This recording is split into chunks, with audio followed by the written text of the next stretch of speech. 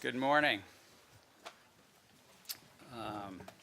This meeting will come to order. This is a public meeting of the Commodity Futures Trading Commission to consider issuance of the following proposed rulemakings under Dodd-Frank Wall Street Reform and Consumer Protection Act. Before I start, I just want to make sure that Commissioner Dunn is actually tied in. I see a thumbs up. I am, sir. Great. Commissioner Dunn is in our Chicago office today, and we're doing this with all five of us.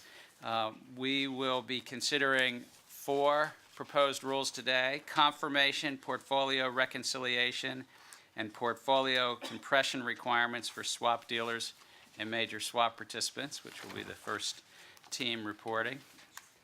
The second is risk management requirements for derivatives clearing organizations. Thirdly, rules related to swap execution facilities. And fourth, position limits for physical commodity derivatives. Before we hear from staff, I'd like to thank Commissioners Mike Dunn, Jill Summers, Bart Chilton, and Scott O'Malley for their thoughtful work in the implementation of Dodd-Frank and their ever-present and excellent comments on these rules as we've been moving through. I'd like to welcome members of the public, market participants in the media today, as well as welcome those listening in on the phones and the live webcast. Now, this is the 8th public meeting to consider Dodd-Frank rulemakings, and it's been a very active year for the Commission and the staff of the CFTC. And I think the commissioners and the staff have shown extraordinary commitment to public service. The staff has organized these 8 Dodd-Frank rule meetings in addition to 4 other public meetings. So we've had a total of 12 public meetings this year. We went back and checked the calendar. 12 open meetings is actually more than we've had in the aggregate from 2000 to 2008. So we've had more this year than we had in 9 total years. In addition to working on rulemakings, the CFTC staff was closely engaged in the legislative process to enact the Dodd-Frank Act. Staff worked many weekends to provide technical assistance to Capitol Hill and serve as a resource to lawmakers. And in the 148 days since the President signed the Dodd-Frank Act, but who's counting, the staff of the CFTC has continued to work tirelessly. They have had more than 475 meetings with the public on rulemakings, had more than 300 meetings with other regulators, and organized 7 public roundtables. And including the rules that the Commission will consider today, the staff has recommended 34 proposed rulemakings, 4 advance notices of proposed rulemakings, 2 interim final rules, and 1 final rule to implement the Dodd-Frank Act. I feel it's a little bit like that holiday song, but this work is in addition to all the work the staff has done over the past year to oversee the futures market, coordinating with the SEC to review the May 6 market events, successfully standing up 2 new advisory committees. I thank you, Commissioner O'Malley, on the Tech Advisory Committee, and bring greater transparency to the market through enhanced commitment and traders reports and index investment reports, just to name a few things. And also this year, with the help of Congress and successful recruiting by the divisions in our Human Resources Department, we finally have gotten our staffing levels back to the number of people we had in 1999, bringing on, I think, this past year, approximately 100 people, again, just to finally get back to where we were 10 years ago. So I'm continually impressed by the knowledge, effectiveness, and camaraderie and dedication of the CFTC staff and commissioners. Now, I will return to the business of today's meeting. Today's meeting will be the last one we have this year, so I look forward to completing the meeting so that everyone can have a much-deserved break to celebrate the holidays with friends and family. We'll actually start celebrating today with some holiday parties in the building, and I look forward to spending time with my colleagues. But we will be back at this in January. And today we'll be voting on 2 meeting dates in January to consider additional Dodd-Frank rulemakings. We'll announce the rulemaking proposals that the Commission will consider, as we have in the past, 1 week in advance of the meetings. The staff has worked very hard on the 4 rulemakings that we're considering today. They'll present thoughtful recommendations for how the Commission can best comply with the Dodd-Frank Act, and I'm going to turn to a couple of these now. One of those obligations is to promote transparency in the swaps markets. And economists and policymakers have for decades recognized that market transparency benefits the public. The more transparent a marketplace is, the more liquid it is. The more competitive it is, and the lower the cost for hedgers, borrowers, and ultimately their customers in the American public. And transparency in the securities markets, we know, allows companies that need to raise and borrow capital to see and rely upon where other companies have priced their securities. We also know that transparency in the futures markets allow hedgers and speculators to see where futures trade in the marketplace and to get best pricing. And the Dodd-Frank Act brings similar transparency to the standardized part of the swaps market. The bill promotes pre-trade transparency in the swaps market by requiring that the standard part of the market, what I'll call standardized swaps, other than block trades, be traded on regulated exchanges or swap execution facilities. And exchanges and CEFs allow buyers and sellers to meet in an open, competitive marketplace where market participants have the ability to make bids and offers to multiple participants in the marketplace, and where prices are made publicly available.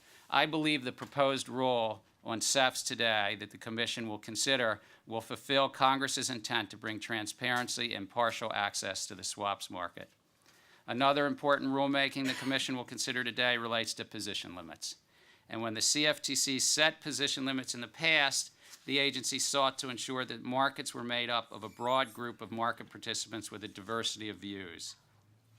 At the core of our obligation is promoting market integrity, which the agency has historically interpreted to include ensuring markets do not become too concentrated.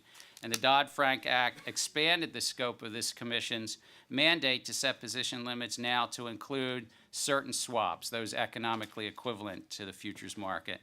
And importantly, the proposed rulemaking reestablishes what's called single month and all months combined position limits for energy and metals markets, so that the rules that we're going to consider today would fulfill Congress's mandate to set these aggregate position limits across futures and certain swaps. We'll also take up two other important proposed rulemakings that would help lower risk the entire derivatives market. The first relating to risk management in clearinghouses, including and ensuring that these clearinghouses provide a more inclusive membership through fair and open access as Congress called for it. The second relates to some critical business conduct standards for swap dealers. We look forward to receiving the public comments on all of this, and each of these rules, as well as fact sheets and Q&As, will be posted on our website. It may actually be up there now. I'm not sure the exact timing. Before I turn to my fellow commissioners' open statements, I'd also like to wish everybody a joyous holiday and a happy new year. Commissioner Dunn from Chicago.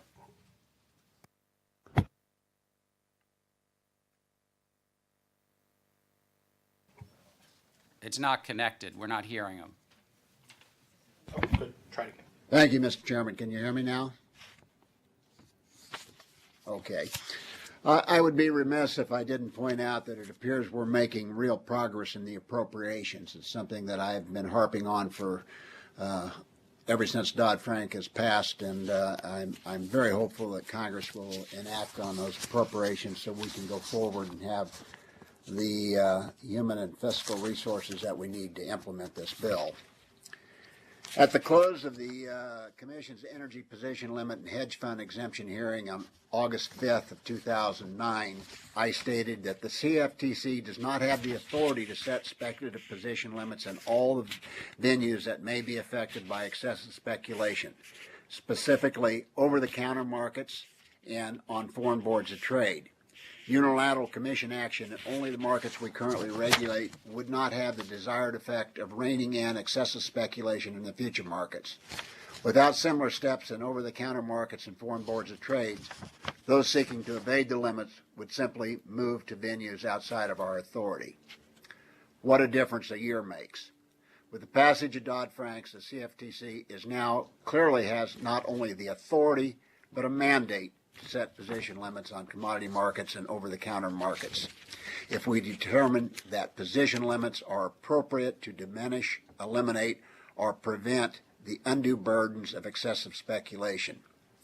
While I'm voting on today's notice to propose rulemaking for position limits, I am still trying to understand the as appropriate clause of Dodd-Frank regarding position limits, and I'm interested in public comments on this topic. Although we currently have the authority domestically to set position limits, we are dealing with local markets. Through our discussions with international regulators regarding position limits, I think we are making progress with foreign boards of trade, but still have concerns in this area. Before we can make an effective rule, we must understand the entire universe of the market. At this time, we do not have all the information to make an informed decision. In 2000, Congress prohibited the CFTC from regulating swap markets. A decade later, after a global financial meltdown, it is apparent that this was not a wise decision. However, it is impossible to turn back the clock, and over the course of the last decades, swap markets have grown to accommodate the services they provide. I believe the CEF rule provides a framework for providing pre-trade transparency while taking into account the way the swap market has developed over the past decade. I believe that there is balance between transparent markets and open and competitive markets. I think this proposed rule is a step forward in striking the appropriate balance between these interests, and I look to the public comments to help me determine whether the rule provides the best framework for achieving these goals. Again, I would like to thank the staff of the CFTC for all their hard work in regards to these important rules. I know we're in the middle of the holiday seasons this month, and many of them have worked weekends and holidays, and will probably be doing so through the beginning of the year. I appreciate their effort, and I too wish them all season's greetings. Thank you, Commissioner Dunn. Commissioner Summers. Thank you, Mr. Chairman, and to echo everyone's thanks to the staff, particularly all the teams that are here today. Thank you for all your hard work. And when we go through these weeks leading up to the public meetings that we have, there's lots of different comments, and I'm sure in many cases conflicting comments on the rules that you're putting together. So we really appreciate all you do to take into consideration our views. In previous meetings, I've explained that I would not support proposed regulations that I thought were too broad or amounted to overreaching by the Commission, or that too narrowly construed the language of Dodd-Frank. While in the past I believe that we have certainly overreached, today my objections to the proposed regulations for swap execution facilities and to the proposed position limits stem from our overly narrow reading of the statute. Dodd-Frank defines a CEF as a trading system or platform in which multiple participants have the ability to execute or trade swaps by accepting bids and offers made by multiple participants in the facility or system through any means of interstate commerce, including any trading facility. As I have pointed out in many of my public speaking engagements over the past few months, the term trading facility is defined in the Commodity Exchange Act, but the terms trading system or platform are not. By introducing these new undefined terms into the Act, and by specifying that CEFs should facilitate the trading of swaps through any means of interstate commerce, I believe that Congress intended a broad model for executing swaps on CEFs, both cleared, uncleared, liquid, or bespoke. The goals identified by Dodd-Frank for registering CEFs are to promote the trading of swaps on swap execution facilities and to promote pre-trade price transparency in the swaps market. In my view, the best way to achieve these twin goals is to adopt a model that provides the maximum amount of flexibility as to the method of trading. Unfortunately, our proposal today does not do that. Section 37.9, which governs the type of execution methods that CEFs may offer, is a key provision in this proposed regulation. While it permits alternative methods of execution, such as the trading facility model and the request for quote model, it also requires that to be registered as a CEF, an applicant must, at a minimum, provide market participants with the ability to post both firm and indicative quotes on a centralized electronic screen accessible to all market participants who have access to the swap execution facility. In my view, this provision is not mandated by Dodd-Frank and may limit competition by shutting out applicants who wish to offer RFQ systems without this type of functionality. I believe this interpretation of the statute and other requirements within this section are far too restrictive. As a result of my concerns, we have worked throughout this past week to include alternative language for Section 37.9 in the proposal. I believe this alternative language complies with Dodd-Frank and would promote both pre-trade price transparency and the trading of swaps on CEFs. Including the alternative would have given the public an opportunity to comment in accordance with the Administrative Procedures Act on both the alternative language and the language contained in the proposed rule. I'm deeply disappointed that despite a commitment to a transparent process in promulgating the Dodd-Frank rules, the alternative language is not included in the proposal today, and we are not giving the public an ability to comment on it. I will therefore include a separate statement in the Federal Register notice with the alternative language and hope that the public will comment on it. I will also post the alternative language today on my page at cftc.gov. I would like to also take a moment to comment on position limits.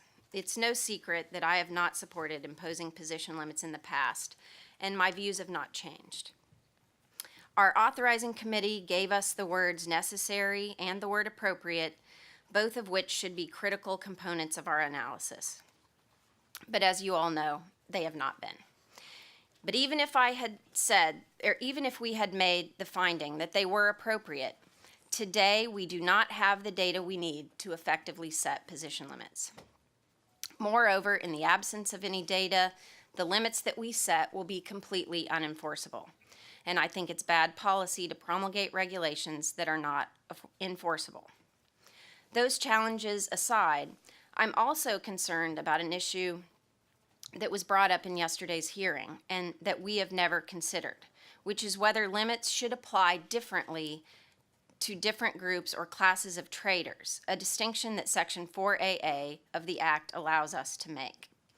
I believe that we should be able to have these different considerations when we're looking at position limits, and look forward to being able to ask the team some questions today. I also have questions on the other proposals, but again, want to thank the staff for all of their hard work on the proposals today. Thank you, Commissioner Summers. Commissioner Chilton.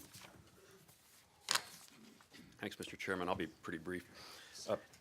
A lot of times you sort of figure out, well, what's the right way to do things? And, sometimes on social issues, sometimes on these policy issues, it's like, well, what do I do? You get this, you get that.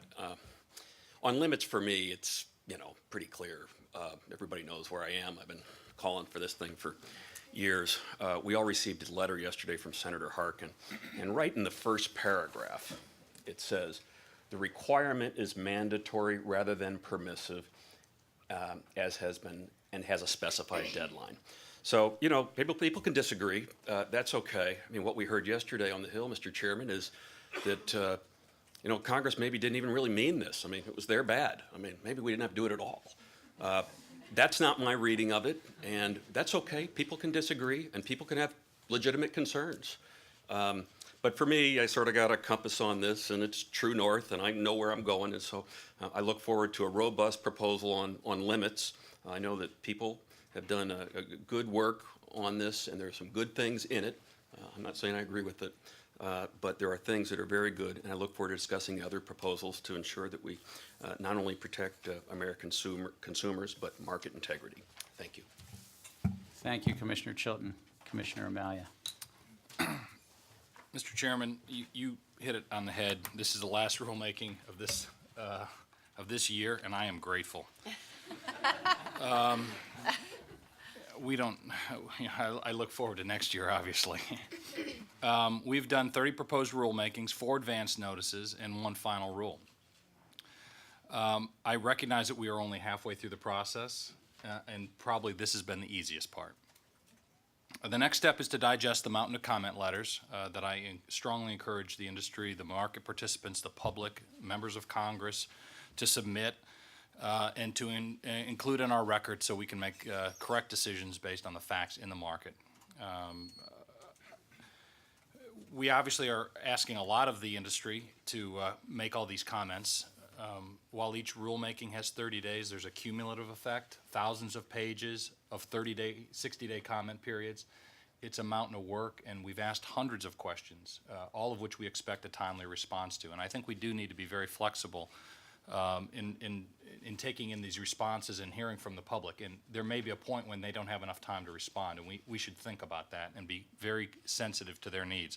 We shouldn't move forward without good comment.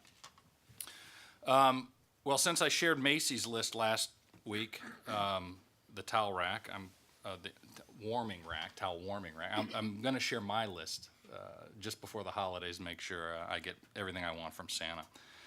My first wish is that the Commission will take the opportunity to reorganize the rulemaking process in a manner that will build derivatives regulation on a strong foundation. I think this begins with strong definitions and trying to solve all the definitions first. Moving on to the trading platform criteria and governance. The next layer will involve clearing, block trades, reporting, and swap data repositories to follow, and then finally, capital margin, business conduct standards, and finally, the position limits based on actual data, and the proposed trading practices should come at the end. My second wish is a close first, but technology. While working to establish the OTC structure, we can't lose sight of the fact that organizing the Commission around technology is paramount, and we have a massive challenge to integrate all the forms and the filings in a fully electronic database that removes the human element from the reporting requirements. And we must invest in automated trade surveillance to see across all markets in a way the fastest algo shops trade today. It is my goal to establish an Office of Market Data Collection and Analysis that has a data-related technology as its primary mission and a budget that does not include laptops, BlackBerry, and Toner as part of its competing interests. My third wish is to improve our interface with the public.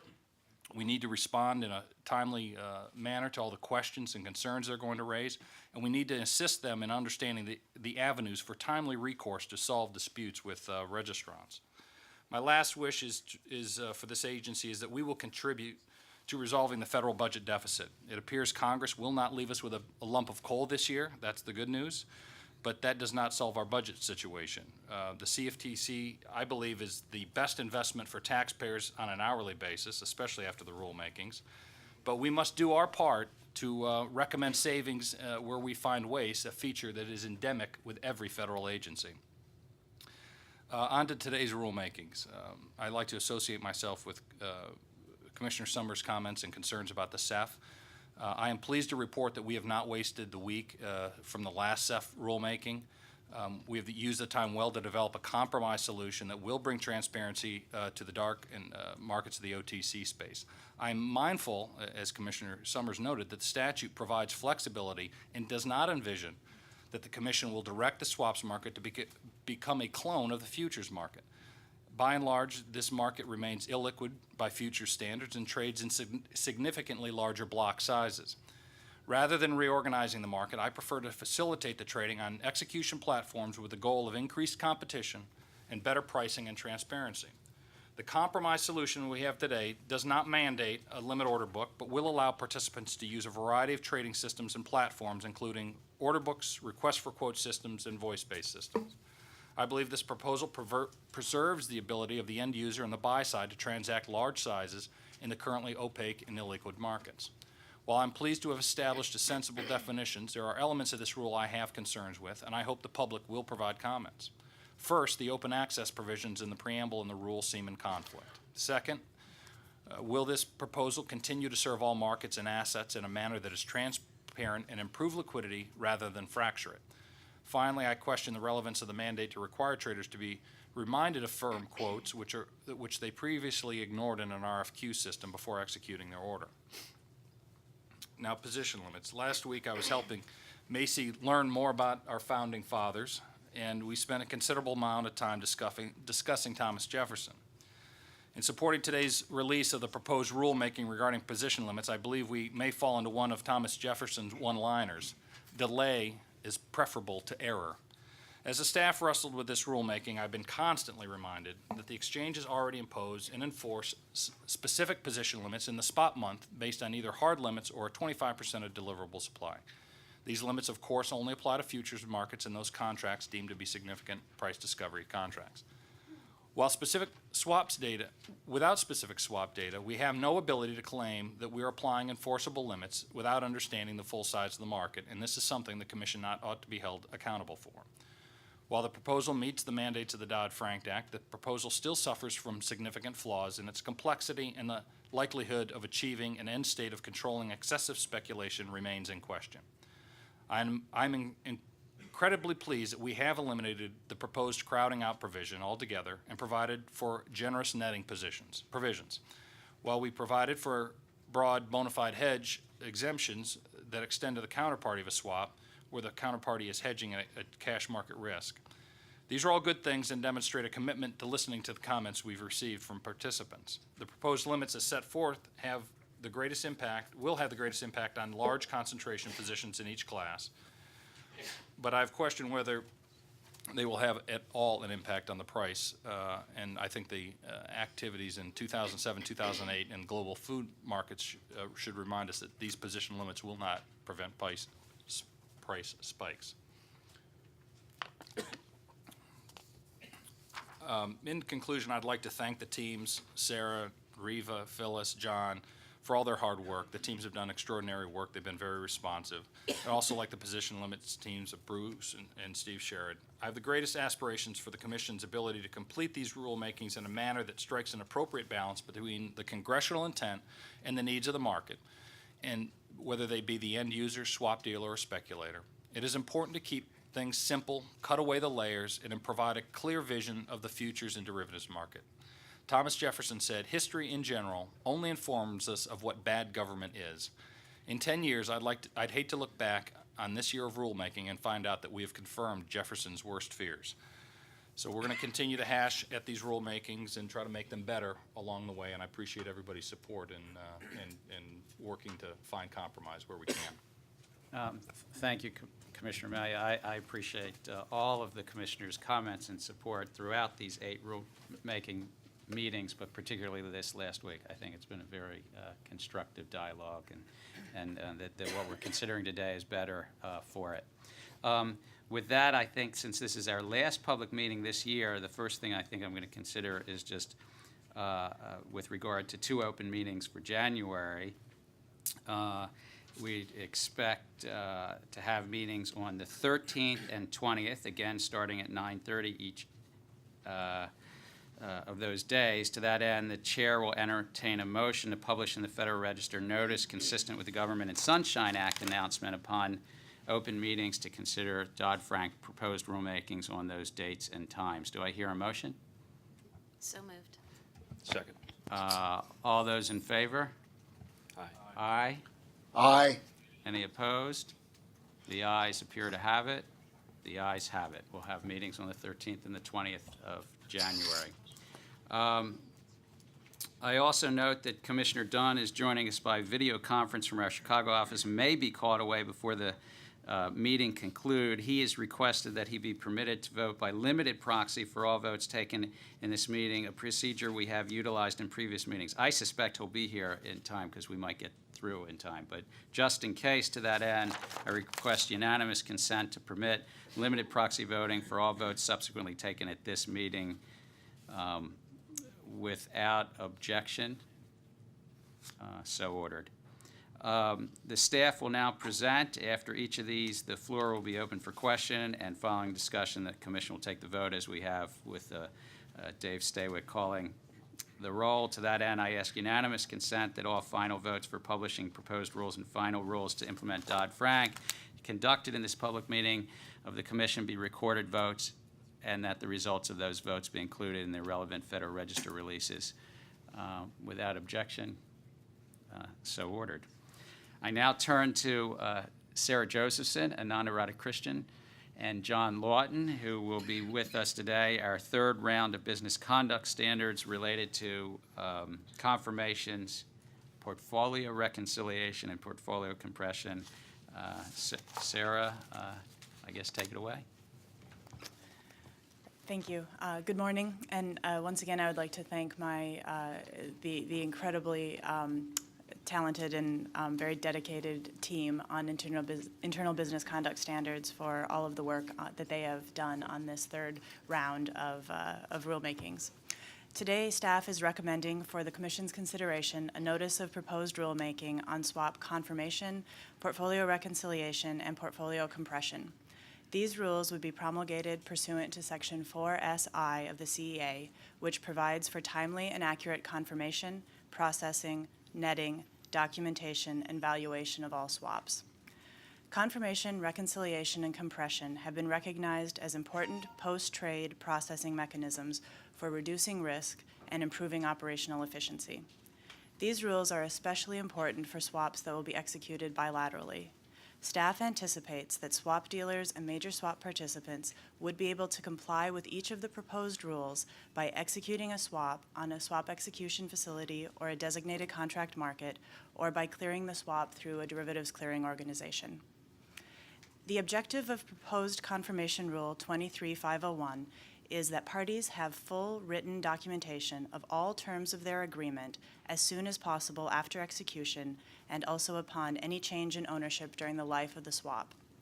Swap dealers and major swap participants entering into swap transactions with other swap dealers or major swap participants would be required to obtain confirmation on the same calendar day as execution.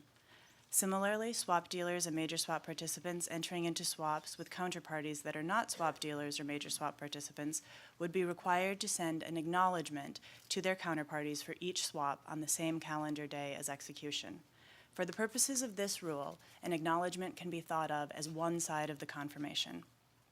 Then, dealers and major swap participants would have policies and procedures in place to confirm the swap with financial entities on the same calendar day as execution, and with all other counterparties not later than the next business day following execution. The purpose of the Portfolio Reconciliation Rule is to identify and resolve disputes regarding the material terms and valuation between counterparties with regard to swaps that they hold in their portfolios. Accordingly, staff is recommending proposed Rule 23502, which would require swap dealers and major swap participants to reconcile their portfolios with one another and provide counterparties who are not registered swap dealers or major swap participants with regular opportunities for portfolio reconciliation. The frequency of the reconciliation requirement depends on the number of swaps in the portfolio. Staff is recommending this approach because it is consistent with current market practice. Swap dealers and major swap participants would be required to resolve any discrepancy in valuation identified as part of the reconciliation process within one business day for swaps with other swap dealers or major swap participants, and have policies and procedures in place for the resolution of discrepancies in the material terms and valuation of swaps with counterparties that are not registered as swap dealers or major swap participants in a timely fashion. Portfolio compression is a mechanism whereby substantially similar transactions among two or more counterparties are terminated and replaced by a smaller number of transactions of decreased notional value in an effort to reduce operational risk and inefficiency. Under proposed Rule 23503, swap dealers and major swap participants would be required to participate in multilateral compression exercises that are offered by those DCOs or self-regulatory organizations of which the swap dealer or major swap participant is a member, and as required by commission, regulation, or order. A swap dealer or major swap participant would be permitted to exclude swaps from a compression exercise if including the swap would significantly increase the risk exposure to that swap dealer or major swap participant. Additionally, swap dealers and major swap participants would be required to bilaterally terminate all fully offsetting swaps between them and to engage in annual bilateral portfolio exercises with counterparties that are also swap dealers or major swap participants to the extent that they hadn't participated in multilateral compression exercises previously. Finally, swap dealers and major swap participants would be required to maintain written policies and procedures for periodically terminating all fully offsetting swaps and periodically engaging in compression exercises with those counterparties who are not registered as swap dealers or major swap participants. Lastly, I would note that staff has endeavored to make these rules consistent with previously proposed rules on swap data reporting and for rules that the Commission may propose on CEFs and DCOs. And I'll be happy to take any questions. Sarah, thank you so much. The chair will now entertain a motion to accept the staff recommendation to issue proposed rulemakings on confirmation, reconciliation, and compression. So moved. Second. Like to open the floor to allow to ask questions with regard to this. I want to say I support the proposed rulemaking, and I'll have a short statement that will go on the record, but I think that these are critical pieces. I know that the public may not be as aware of these things, but the back office of Wall Street, the back office of the banking system will be better that these transactions are confirmed on the same day between those financial entities. It gives an extra day for the trades with the non-financial entities, am I right? But if it's between a bank and a bank, or a bank and an insurance company, to confirm that trade, that people aren't disputing that they even entered into the trade. And I think it also helps that they'll need to reconcile because many of these transactions stay out for years, up to 30 years. And as we know from the financial crisis in 2008, sometimes there were disputes on valuation. We don't specifically say how to resolve those valuation disputes, is that correct? But we say the parties must actually have a policy and must have a way to, between them, reconcile their differences in a timely way. So I think these are very critical. I think one of the primary goals of the Dodd-Frank Act is to establish comprehensive regulation of the swap dealers and ensure that we lower the risk, and this is a critical role to help do that. Commissioner Dunn? Thank you, Mr. Chairman. I support this, and I'm looking forward to hearing the public comments on this, especially from the industry, on how this can be implemented. I did have one question, Sarah. We are requiring them to maintain written policies and procedures for periodically determining the fully offsetting swaps and periodically engaging in compression exercises under the portfolio compression requirements. How are we going to enforce that? And do you think that there may be a safe harbor of what those written policies and procedures might look like? The policies and procedures approach for swaps with entities that are not registered as swap dealers or major swap participants was specifically designed to retain a degree of flexibility in the rule. And so that was the approach we were trying to take. I imagine in an ongoing oversight of swap dealers and major swap participants, we'd review the policies and procedures. And also we can monitor, there's a record-keeping requirement, no independent reporting requirement, but a record-keeping requirement, so we can monitor the compression exercises that they enter into. Also, the portfolio reconciliation exercises, both ones that might be led by an independent vendor, third party, or conducted on a bilateral basis. So we'll be looking at that. And there are also questions in the preamble about how this would relate to for instance, clearing. If you clear, there's actually in the portfolio reconciliation a specific carve-out because clearing houses, by their nature, they arrive at settlement prices every day, and so that issue about valuation is mitigated to a large extent by the clearing process. So, and then there are specific questions about how this would relate to executions on CEFs or in DCMs as well. So, Thank you.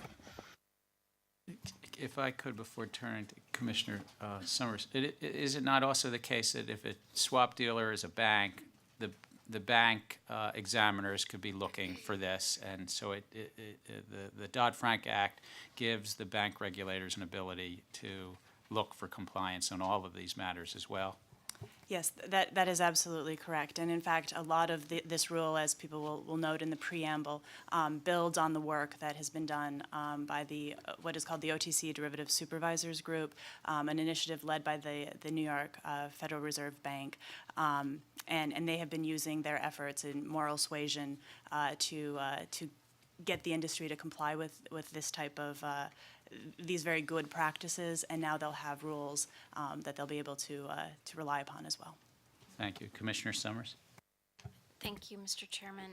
Just sort of to build upon that particular group, you talk about it a lot in the preamble that since 2005, this group has been meeting on a voluntary sort of basis to talk about these important issues. And I was wondering if you could go over for us in both, I guess in all three areas of confirmation, reconciliation, and compression, why we've decided to go further than what the OTC Derivative Supervisory Group has gone, and what the differences are.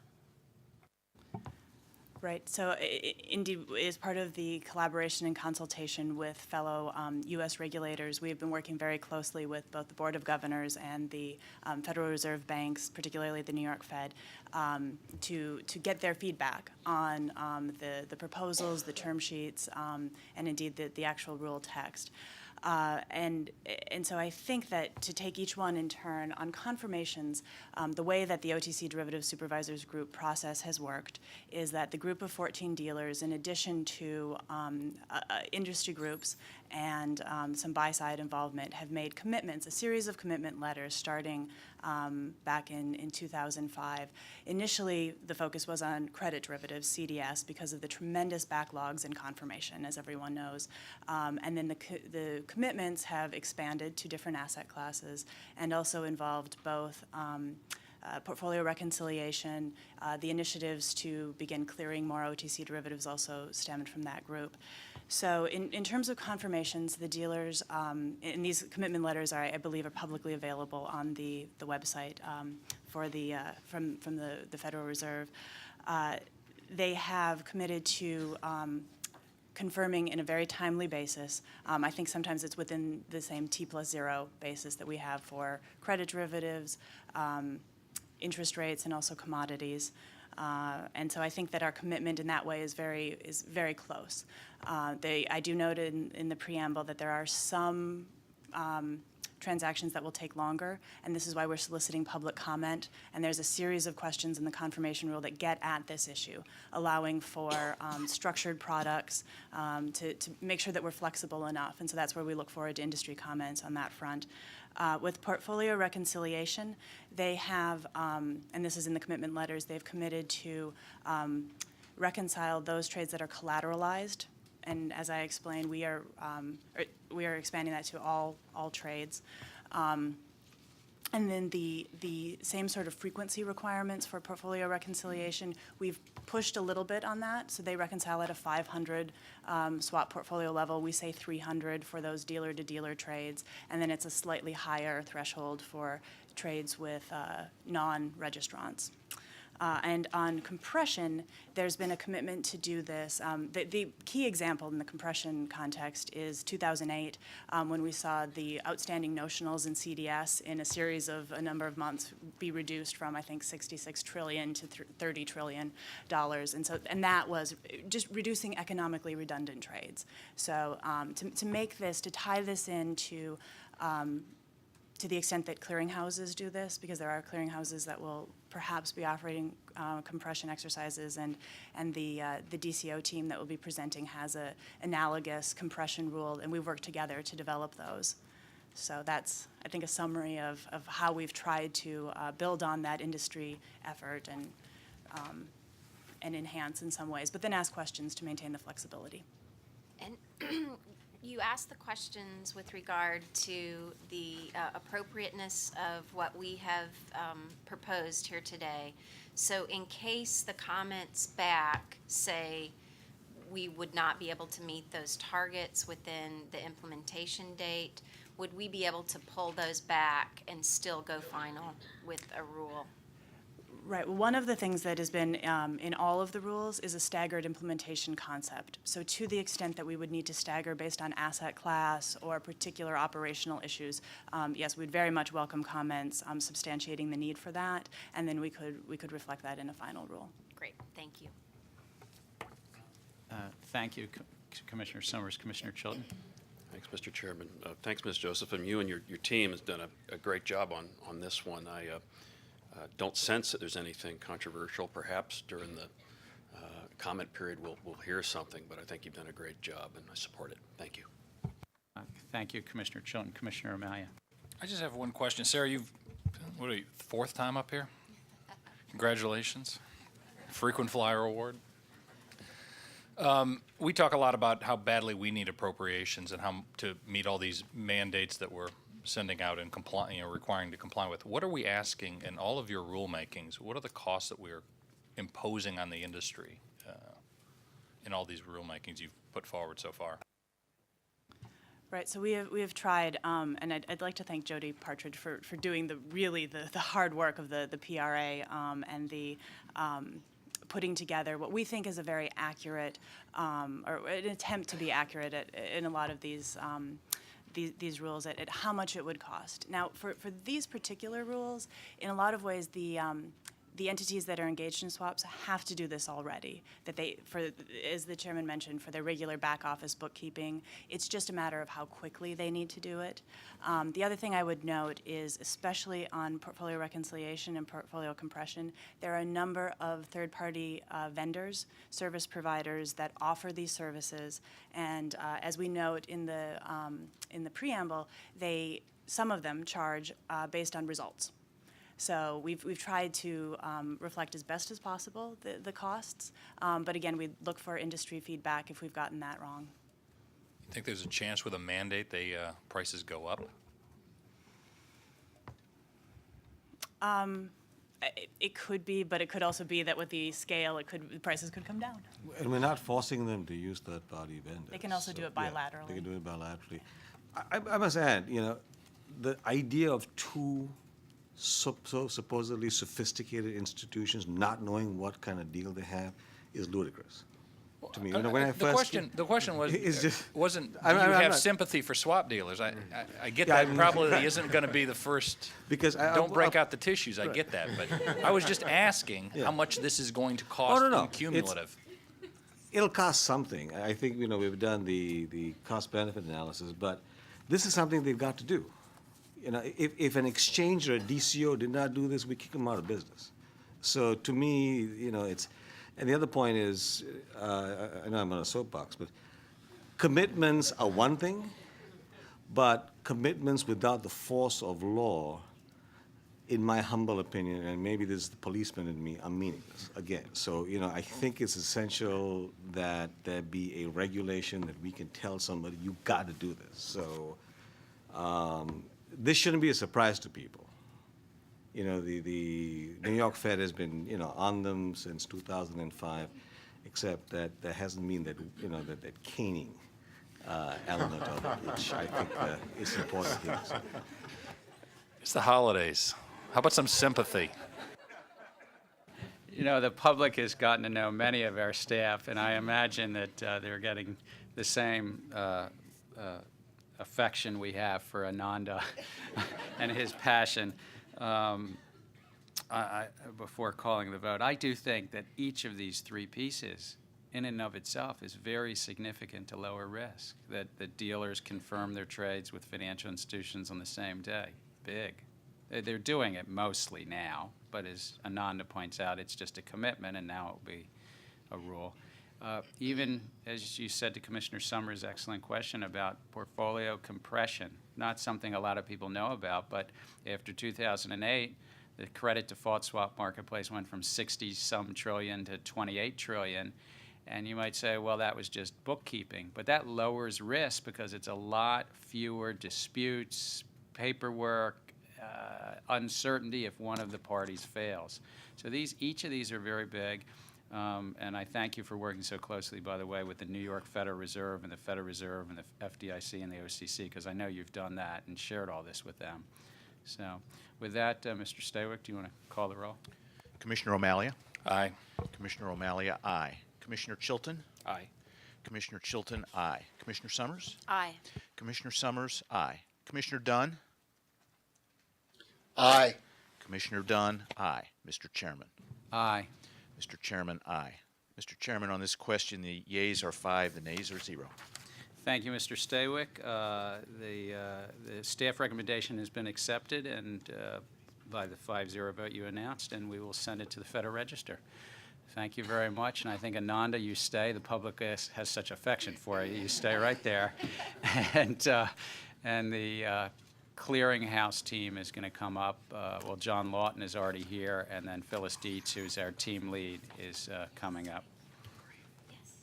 You're so good.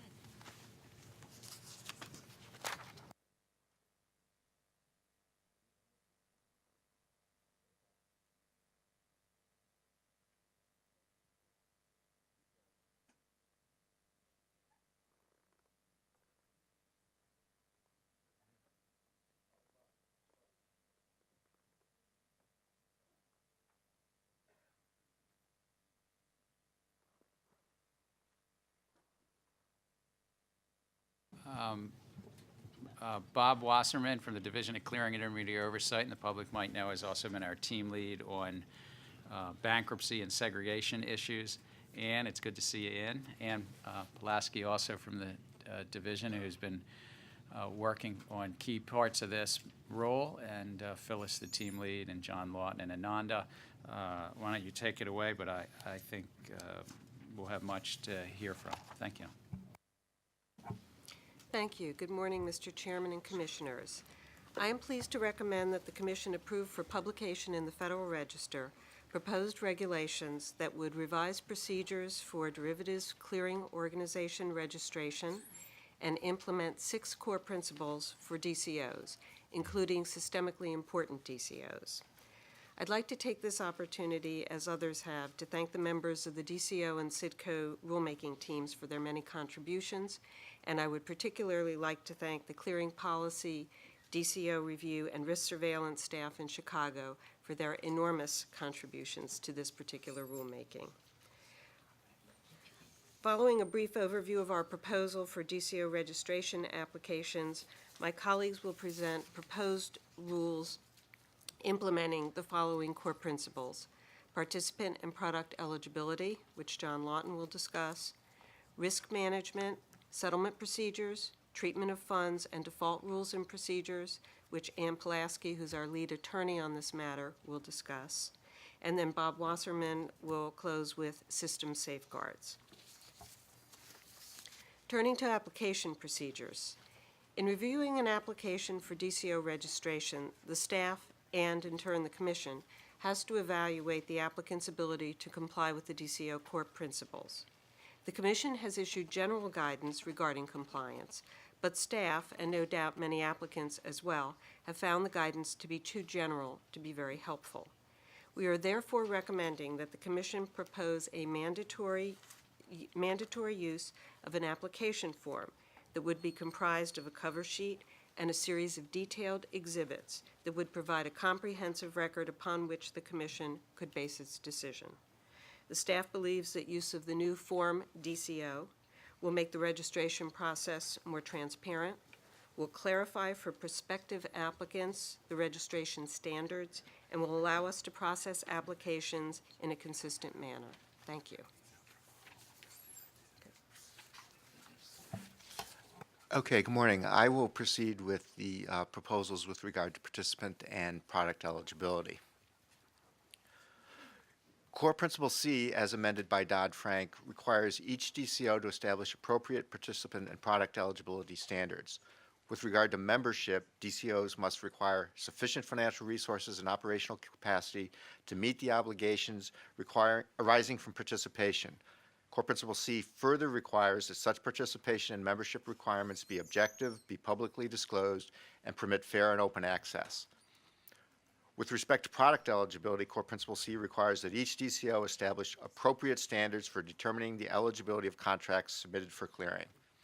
The staff is proposing Regulation 39.12 pursuant to Core Principle C. I'll turn first to participant eligibility. Proposed 39.12 is designed to ensure that participation requirements do not unreasonably restrict any entity from becoming a clearing member, while at the same time limiting risk to the DCO and its other clearing members. Proposed 39.12A would require a DCO to establish participation requirements that permit fair and open access. To achieve fair and open access, the proposal would prohibit a DCO from adopting a particular restrictive participation requirement if it could adopt a less restrictive requirement that would not materially increase risk to the DCO or to its clearing members. The proposal would prohibit participation requirements that have the effect of excluding or limiting clearing membership of certain types of market participants unless the DCO can demonstrate that the restriction is necessary to address financial risk or deficiencies in a participant's operational capabilities that might prevent them from fulfilling their obligations as clearing members. It would prohibit a DCO from requiring that clearing members maintain a swap portfolio of a particular size or that they meet any transaction volume threshold. The proposal would further require that clearing members have access to sufficient financial resources to meet obligations arising from participation in the DCO. It would require DCOs to establish capital requirements that are based on objective, transparent, and commonly accepted standards that appropriately match capital to risk. It would require capital requirements to be scalable so that they would be proportional to the risks posed by individual clearing members. Thus, if a clearing member's risk exposure were to increase, the DCO could increase the clearing member's corresponding capital requirement. The proposal would specify that a DCO is not permitted to set a minimum capital requirement of more than $50 million. With regard to operational requirements, the proposal would require a DCO to establish participation requirements that ensure that clearing members have adequate operational capacity to meet obligations arising from participation.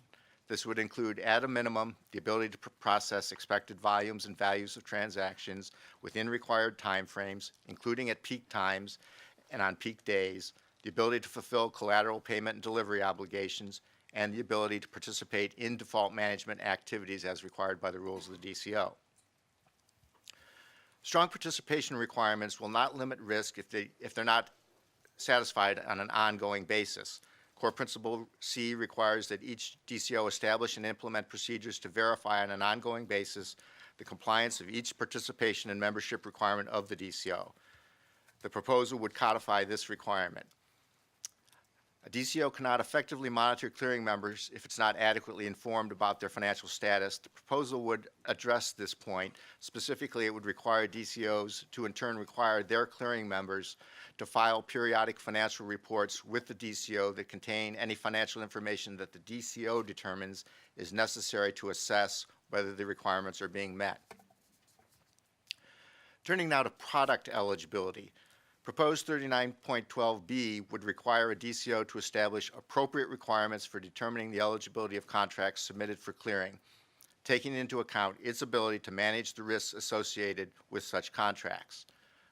The factors to be considered in determining product eligibility would include, but not be limited to, trading volume, liquidity, availability of reliable prices, the ability of the DCO to measure risk for purposes of setting margin requirements, and the operational capacity of the DCO and its clearing members to address any unique risk characteristics of a product.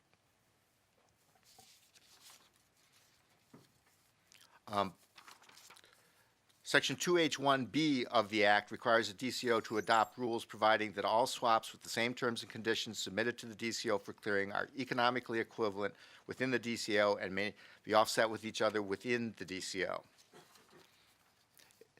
It further provides for non-discriminatory clearing of all swaps executed bilaterally or on or subject to the rules of an unaffiliated trading facility. Proposed Rule 39.12B would codify these requirements in the Commission's regulations. Proposed 39.12B3 would also require a DCO to select contract unit sizes that maximize liquidity, open access, and risk management. Appropriate contract unit size can promote liquidity, it can facilitate open access, and it can aid risk management in the event of a default, by permitting a DCO to have more potential counterparties for liquidation purposes.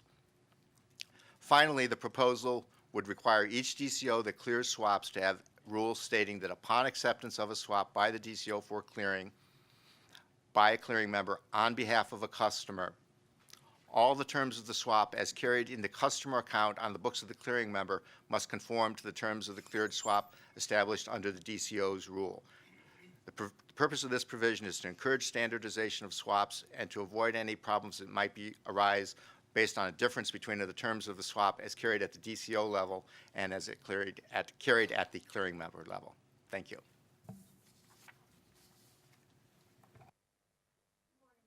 And Commissioners. The proposed regulation implementing Core Principle D, risk management, would address three general categories of risk management requirements. General requirements, requirements addressing measurement of credit exposure and margin, and relating to other risk control mechanisms. The general requirements would require a DCO to have a comprehensive written risk management framework subject to internal audit and a chief risk officer. The proposed regulation contains a number of specific requirements with respect to the measurement of credit exposure and margin. For example, a DCO typically includes in its margin calculations an estimate of the time within which it would be able to liquidate a defaulting clearing member's positions. The proposal would require a DCO to use an estimated liquidation time that is a minimum of 5 business days for cleared swaps that are not executed on a designated contract market, and a minimum of 1 business day for all other products that it clears.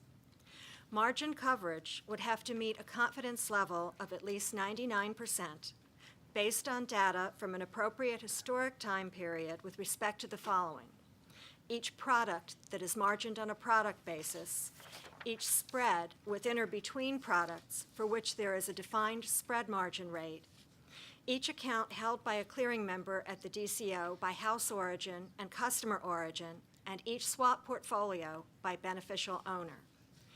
A DCO would be required to determine whether its margin coverage was adequate for each product on a daily basis. In addition, a DCO would be required to conduct periodic back tests to determine the extent of actual margin coverage over a period of time. The proposal would require daily back tests for products that are experiencing significant market volatility. Monthly back tests would be required for all products, for each clearing member's house and customer account, and for each swap portfolio by beneficial owner. With respect to customer accounts only, DCOs would be required to collect margin on a gross basis. Thus, a DCO would not be permitted to net positions of different customers against one another when collecting margin for a clearing member's customer account.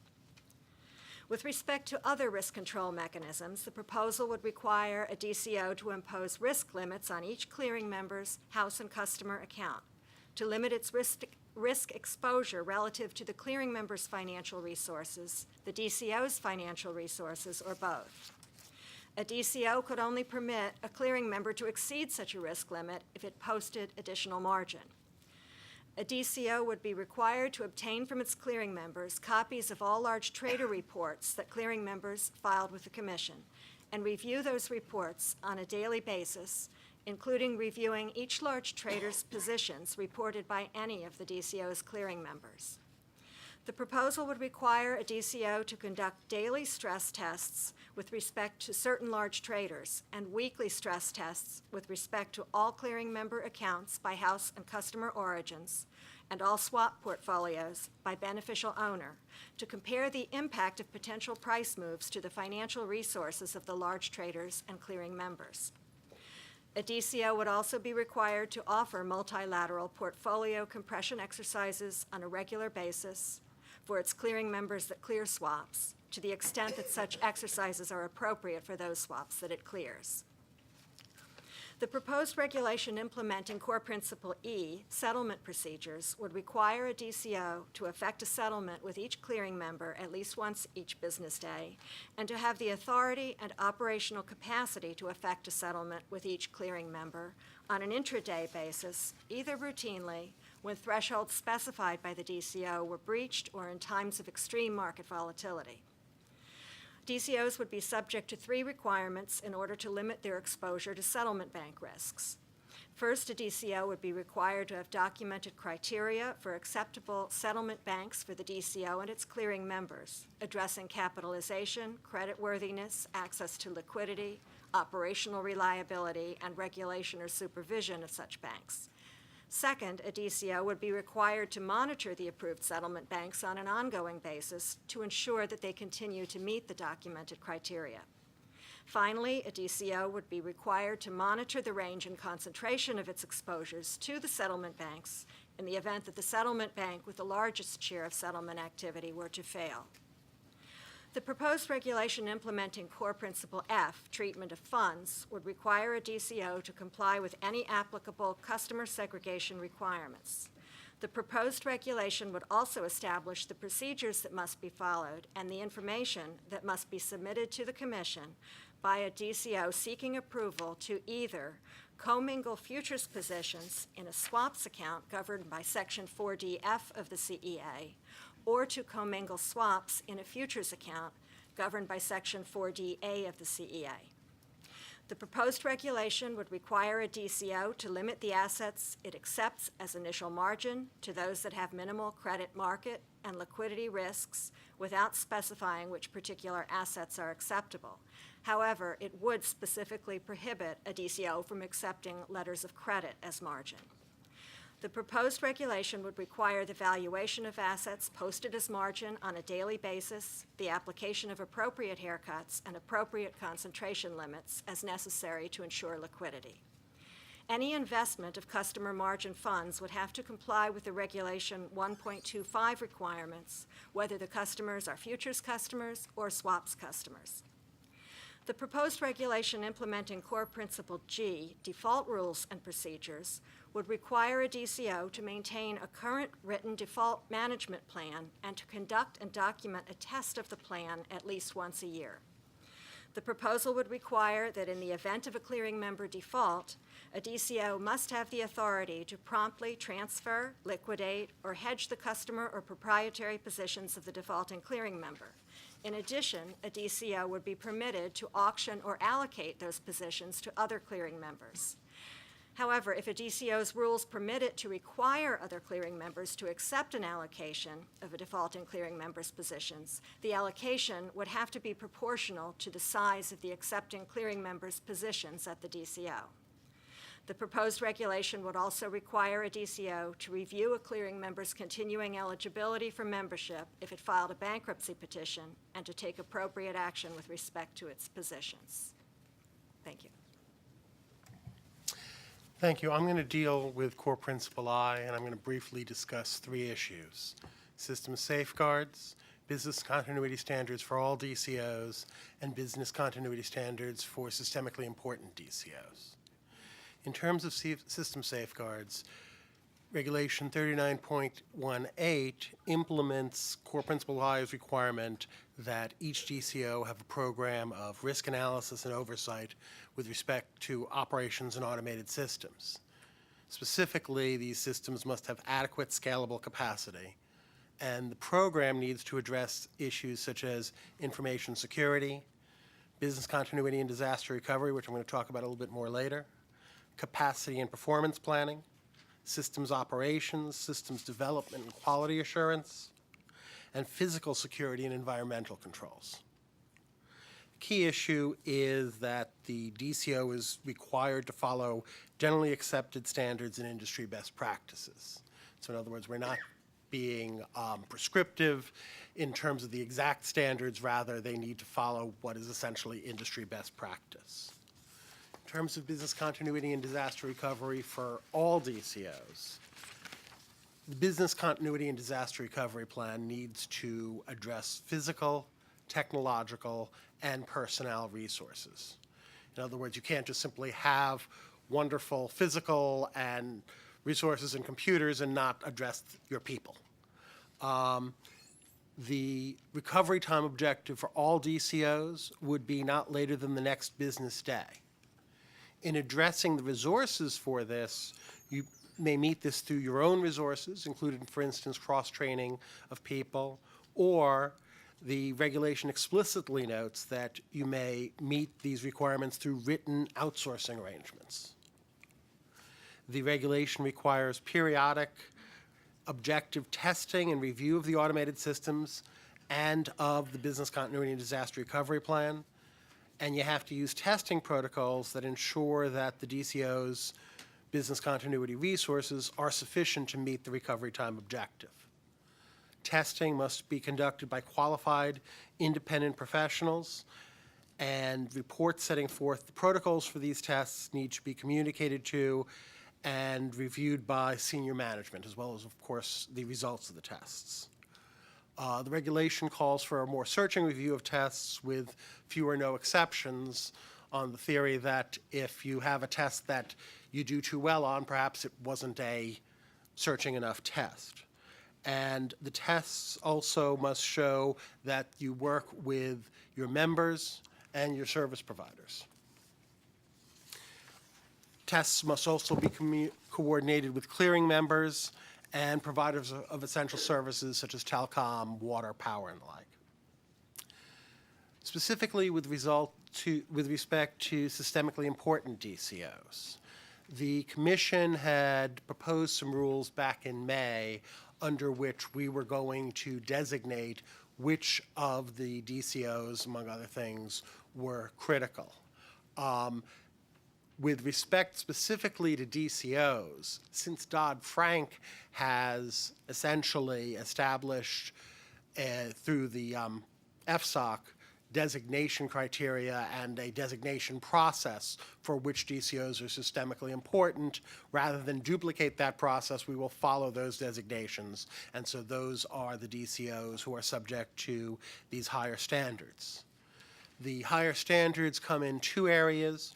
First off, what is required is a recovery time objective of 2 hours following a disruption, including a wide-scale disruption.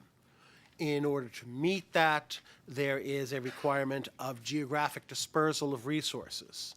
In other words, you need to have, among your backup resources, infrastructure, physical, and technological resources that are geographically diverse from the resources that you might rely on to meet your normal needs.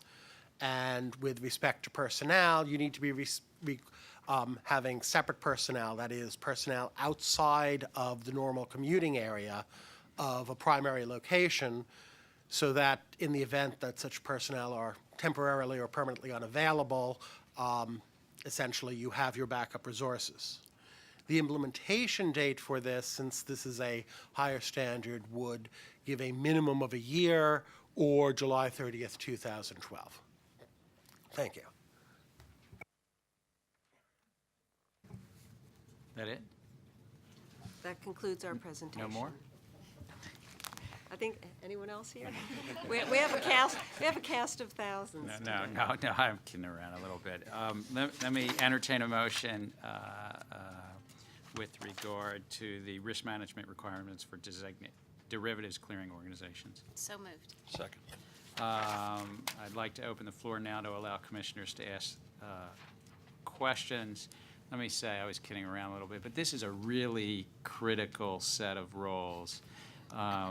I support the proposed rulemaking. I'll have a further statement, but the proposal establishes robust risk management standards, and I think it's particularly important as more swaps are moved into central clearing and as Congress mandated that swaps be there. We've had clearinghouses since the 1890s. They've really worked well in the futures markets through 2 world wars, the Great Depression, and yes, the crisis in 2008. But Congress has now mandated that swaps also be there. Voluntarily, they've been in a lot of markets, but this is now going to be a mandate. So these proposed rules are very important. As I understand it, it's a question these meet or at least are consistent with international standards as we know it. I know that's a moving target, but is that a yes? Yes. Yeah, all right. I think that's very important that they meet or at least are consistent with international standards. Risk and derivatives know no geographic boundary. There are going to be swaps that are booked into clearinghouses we regulate that might emanate out of Europe or Asia and vice versa. And it's very important that the clearinghouses we regulate are accepted in Europe and Asia. And is it your thought, Anand and Phyllis, that they would be, as you know what Europe and Asia is doing? Yes. I think that also this rule importantly establishes some margin methodologies, but as I understand it, still leaves the setting of margin to the clearinghouses. I just want to confirm that. That's right. And so the margining methodologies, critically, one is gross margining. Is that, remember? That's the collection of margin. It has to be on a gross basis. So it has to be on a gross basis. And then also this methodology that if it's something not traded on a designated contract market, there's more days to liquidate the position. 5 business day holding period. And so the gross margining, just to clarify, it's with respect to customer accounts. So Which gives greater risk protection at the clearinghouse, but also gives greater protection to the customer money, does it not? That's what we believe, yes. And then it has, of course, what John Lawton talked about, and I just want to ask quickly about, is participant eligibility. And I don't know, John, if you read the New York Times story this past Sunday. I did see that, yes. You did, all right. Other people saw it too, I gather. My sense, what you described is far, sort of in many ways consistent with the futures model. But do you have an estimate of the 125 or so futures commission merchants, how many might be able to meet the standards you talked about? Yeah, we looked at the list. There's 126 FCMs. 63 of them have capital currently of above the $50 million number that we set.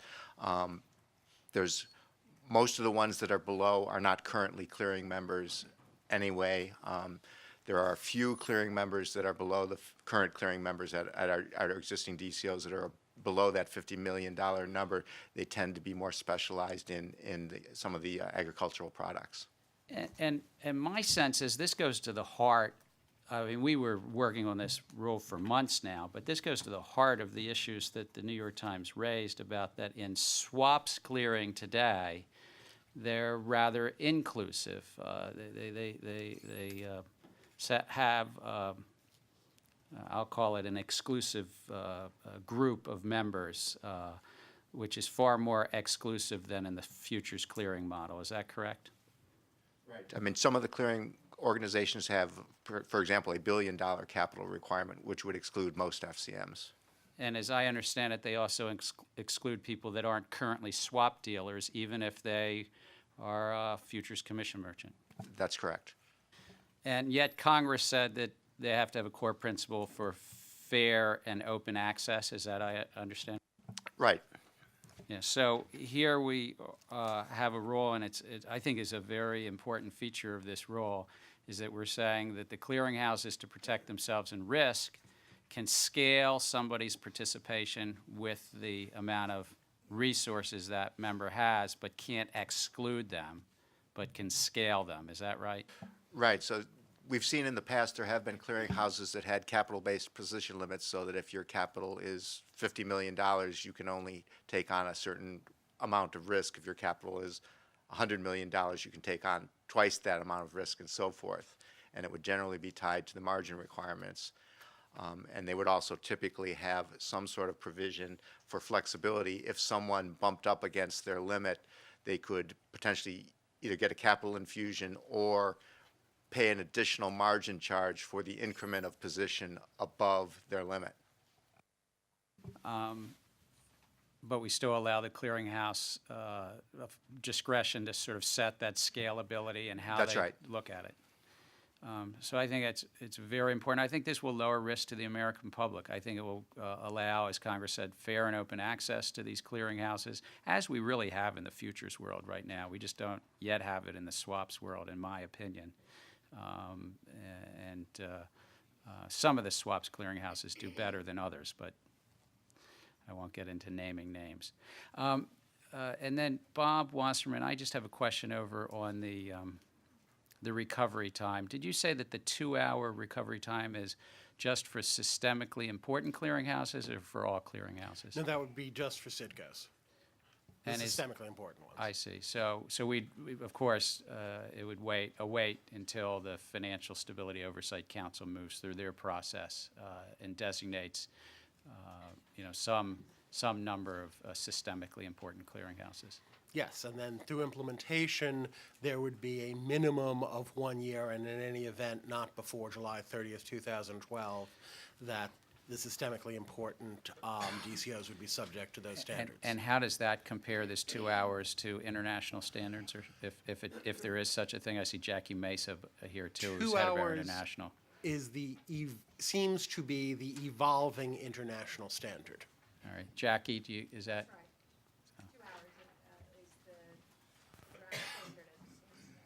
All right. So, thank you. Commissioner Dunn, from Chicago? Thank you, Mr. Chairman. And I think this is one of the more important rules that we're going to be taking up during this period. When I was, during my tenure as acting chairman, I laid out that risk management was one of the tenets that I thought we had to address. And this rule goes a long way to do that. And I appreciate the work of the staff in putting this proposed rule together. I have to ask the question that I usually ask Ananda, and that is, do we have the resources to implement this? Today, no. I hope we get the money, but if you ask me if I can, if DCIO can effectively oversee all of the DCOs we have right now and the activity that we anticipate, well, let me say it this way. If I took people away from other things and concentrated on DCOs, then perhaps I could do it. But then something's got to give. So I guess the answer is not necessarily.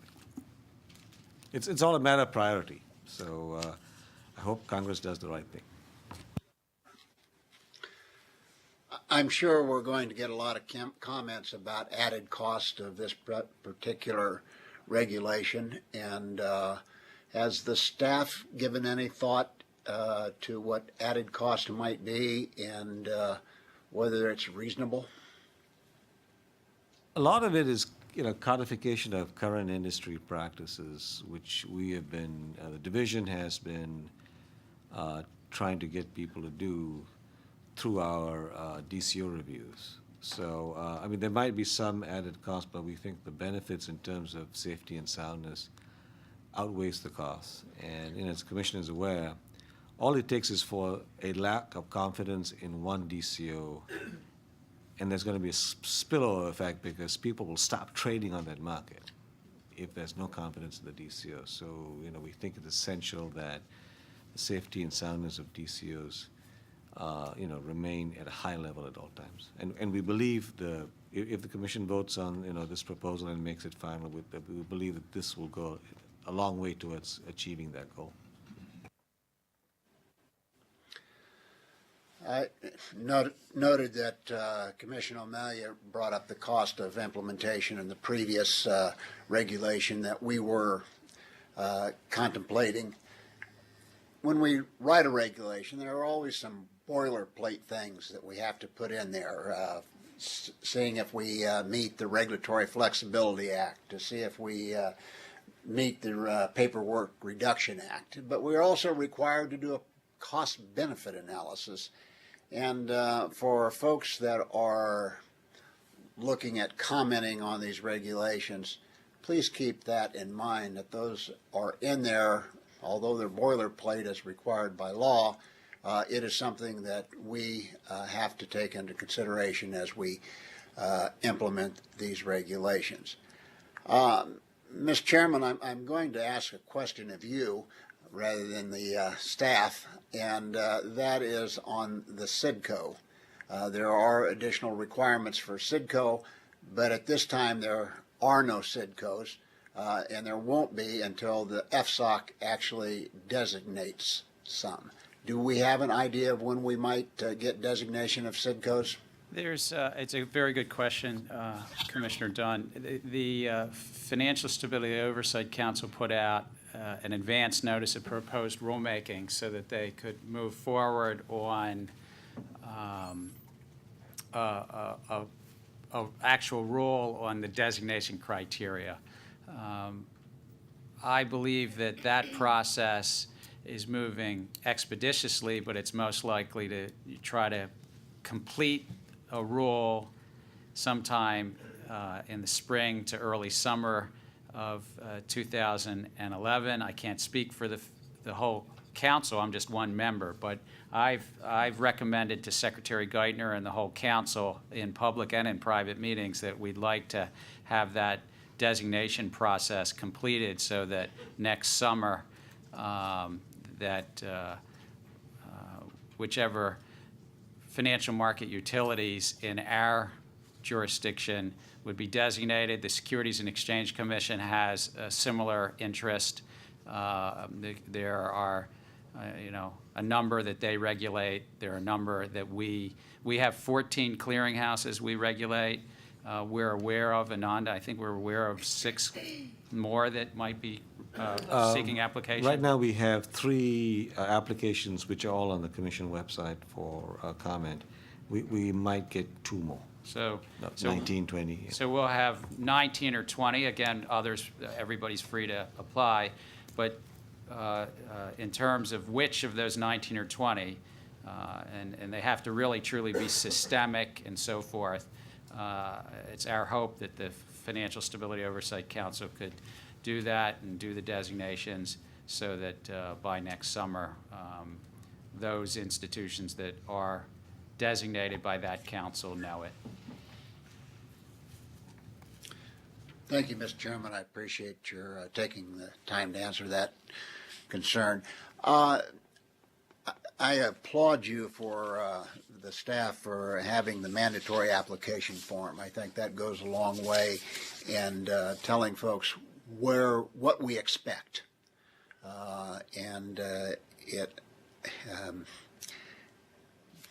I'm sure we're going to see applications covering the whole spectrum, and again, it brings me back to my concerns on our ability to implement this without additional staff.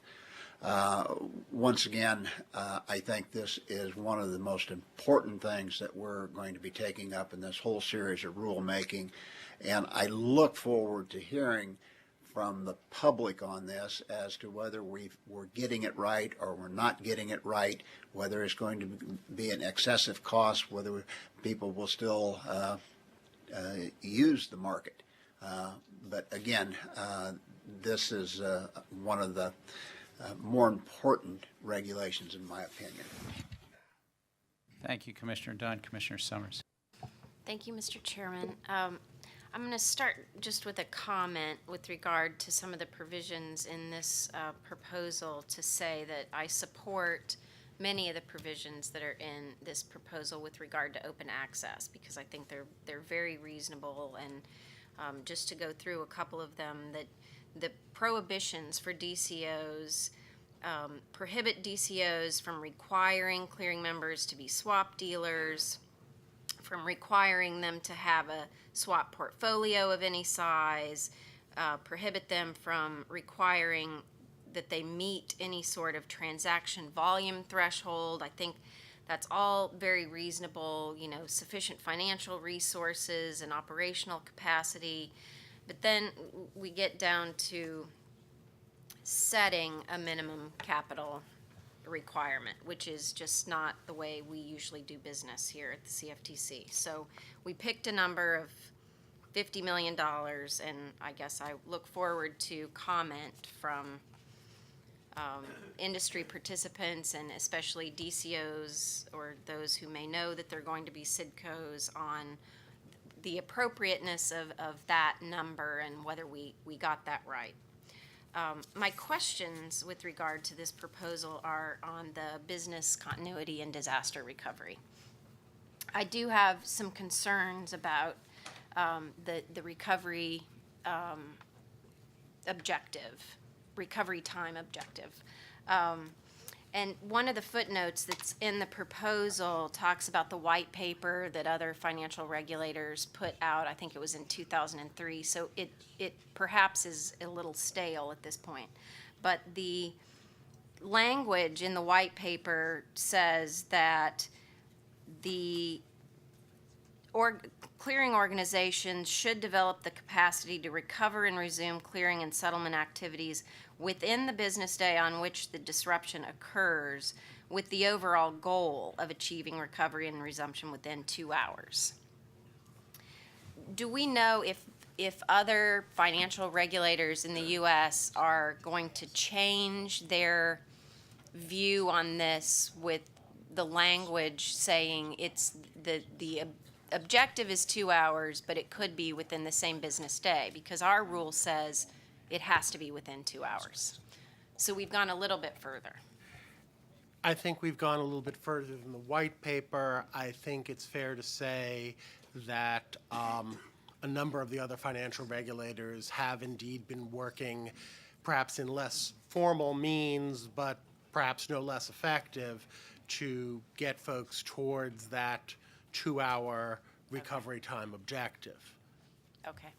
And my other question is real specific, but if you could explain the difference when we work on these issues, the difference between hot and warm backups, and whether or not you are required to have a hot backup in order to meet a 2-hour recovery time.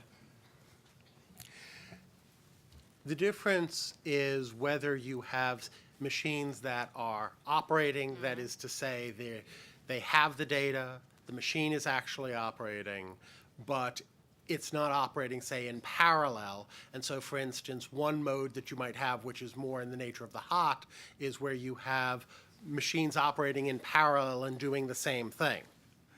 Obviously, if you have machines operating in parallel, that gives you the ability to fail over. That is to say, the moment or within milliseconds of something happening, essentially you go from one system, which may then have become inoperative, to another system, which is continually operating and thus can take over the load. I think it's fair to say that for a 2-hour recovery time objective, it works a lot easier if indeed you have a hot backup. And in answer to the next question, that is more expensive than warm. Is it standard industry practice to have hot backup? I think in some cases, yes, and in some cases, no. Thank you, Bob. Thank you, Commissioner Summers. Commissioner Chilton? I don't have any questions. Thank you all for your work.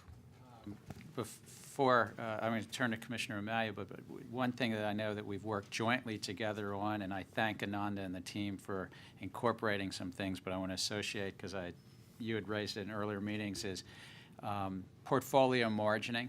And I know that this rule does take up some things on portfolio margining between swaps and futures and swaps, but I want to thank Commissioner Amalia and the team for trying to sort this through and associate myself with this. I think it, maybe Ananda, you can address it, what the challenge we have here and what the rule actually provides for with regard to the portfolio margining of swaps and futures. So with respect to an application or somebody who wants to margin together futures and swaps in the swaps account, then the proposed rule provides for a mechanism for a DCO to submit a rule to us, to the Commission, and for the Commission to approve it. And then once the Commission approves it, then they can do it. The other way around, where somebody wants to portfolio margin in swaps and futures in the futures account, what we're saying is the current process under Section 4D will continue to apply, And people can petition the commission for a 4D order as others have in the past. And, we will look at it under that process. Can you highlight kind of the standards that we're going to be looking for in order to facilitate that and maintain the high standards of clearing? And how this might affect core principle 9 related to the Clearport contracts? I'm going to look for it, but it's liquidity. What do you say?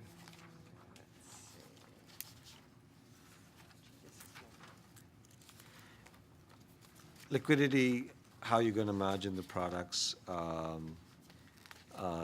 time horizons that you want to do for margining, who's going to, okay, risk characteristics, are the swaps executed bilaterally or executed under DCM?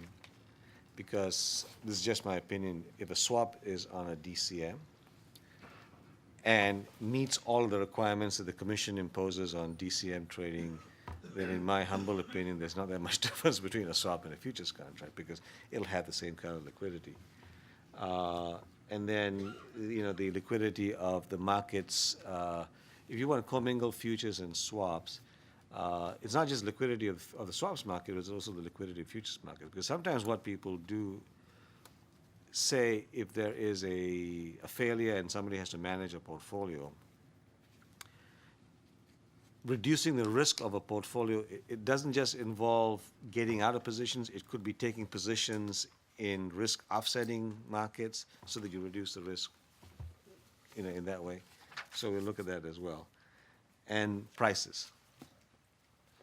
I would add one additional point is that what we're talking about is in the customer account because of the segregation requirements, that there's actually, they also would be able to do portfolio margining in the house account without any sort of commission order. Right. All of this applies to customer positions. So right now, in current law, if somebody wants to portfolio margin swaps and futures in a quote-unquote futures account for the prop origin, they can do so. That's if they're traded on a DCM though, right? No, it doesn't make a difference. It doesn't make a difference. Doesn't make a difference because there are no customer protection implications. John, you mentioned there's a $1 billion minimum in this open access debate. You referenced and you put it out that there's a $1 billion minimum for clearing access. That is not a figure we set, correct? Right, that's a figure set by one of the clearinghouses, yes. Who is their regulator?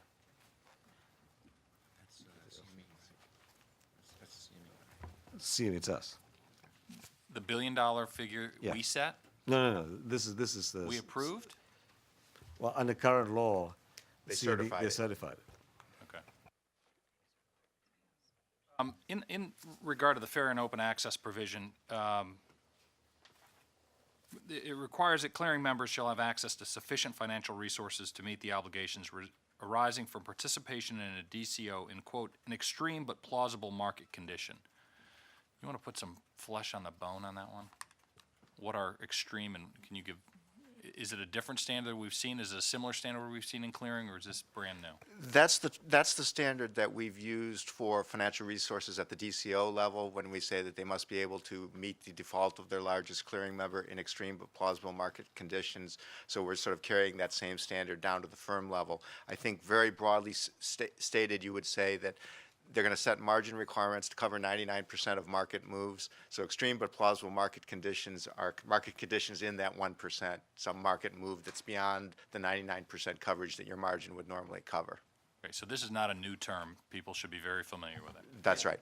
Okay. And that's how people size their, even prior to the commission proposing the rule, when we did our DCO reviews, that's how DCO size their size, the default fund.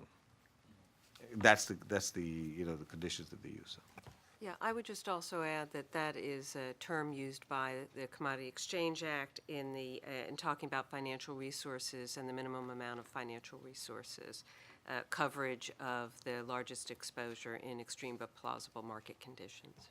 Thank you. Ann, Bob, you want to add to this? No, we'll keep moving. Yeah, actually, Ann, you're going to have to come up with something. no, that's in the existing CPSS IOSCO standards.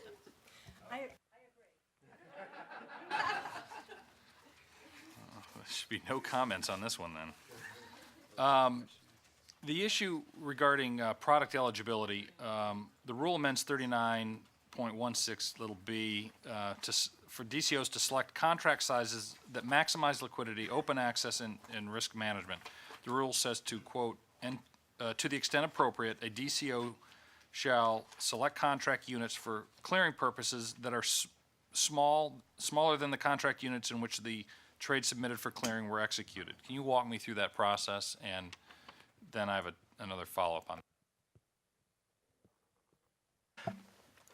I think the notion is that you may have hedgers who bilaterally negotiate a swap with a dealer that meets their needs, and then they agree to submit that for clearing, and you could say that they did something for $100 million, and perhaps the DCO thought that they could set $10 million increments, so that then they'd have 10 contracts rather than one once it was submitted to clearing. I mean, it would be transparent to them. They'd have exactly the same risk. It's just that it would be sized differently, which may help them going forward. If they wanted to adjust their position, they could take on or off a fraction of the position. Might also facilitate liquidity once these things got moved to a trading facility. And we think it might also help a DCO in a default situation if they had somebody who had a large position that defaulted and they needed to liquidate. If they had sized it in smaller increments, they could parcel it out among more clearing members according to this scalability concept. The one I raised it with you earlier in our discussions, but in breaking these things up, we have the requirement for unique swap identifiers. And I just want to make sure that from a continuity standpoint, that whatever we do to break these things up, to optimize the liquidity or whatever we're going for here, that we don't confuse ourselves and lose track of where these things are and how we're going to track them. Yeah, we will coordinate with the other teams on that point. No, I think Commissioner O'Malley raised a good point at the end, and to marry the risk reduction, which I think the staff recommended this some number of weeks ago in my office, and I said, what an excellent point that was, that a clearinghouse has to have the right to take a $1 billion trade, and if they need to sell it in $1 million increments or $10 million increments, if the $1 billion counterparty defaults, they have to be able to liquidate it and do it in any way they can to lower risk. But I think Commissioner O'Malley is also raising another point, just to make sure that these unique IDs line up and aren't lost and everything. Mr. Staywick, you want to call the roll? Commissioner O'Malley? Aye. Commissioner O'Malley, aye. Commissioner Chilton? Aye. Commissioner Chilton, aye. Commissioner Summers? Aye. Commissioner Summers, aye. Commissioner Dunn? Aye. Commissioner Dunn, aye. Mr. Chairman? Aye. Mr. Chairman, aye. Mr. Chairman, on this question, the yeas are 5, the nays are 0. Thank you, Mr. Staywick. The A's having it. The staff recommendation on this clearinghouse rules are accepted and will be sent to the Federal Register. I thank you all. I know this is an awful lot, and I know the public has a lot to digest. Those were excellent presentations. We are now moving on to swap execution facilities, unless people want to take a break or just do rolling breaks. Sorry to the press. But we do have holiday Christmas parties here in the building, so we're trying to move through these.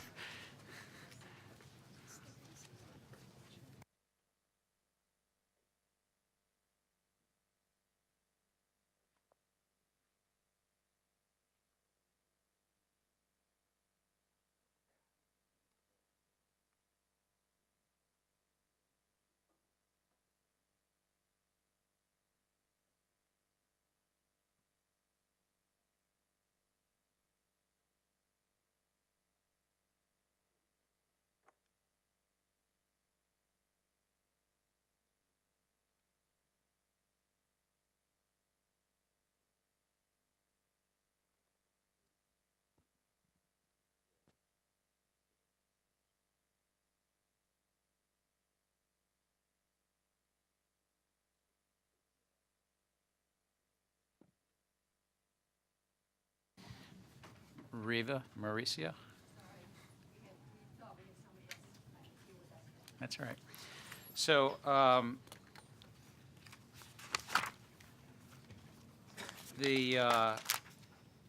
Next on the agenda is the Commission consideration of the notice of proposed rulemaking implementing core principles and other requirements for swap execution facilities. Riva, Spears, and Driance. I always do this every time. Mauricio Malera, Rick Schultz, and David Van Wagner, all from the Division of Market Oversight, will present today. Rick and David will get to stay in the chair when we go on to position limits, as Rick is the head of the Division of Market Oversight and David's the chief counsel of that division. Riva and Mauricio have just done excellent work. I think of our nearly 500 public meetings, there must be 40 or 50 of them that have been on this topic that you've had. You had a round table. You've been working so actively with each of the commissioner officers. So I turn it over to you and for your presentation.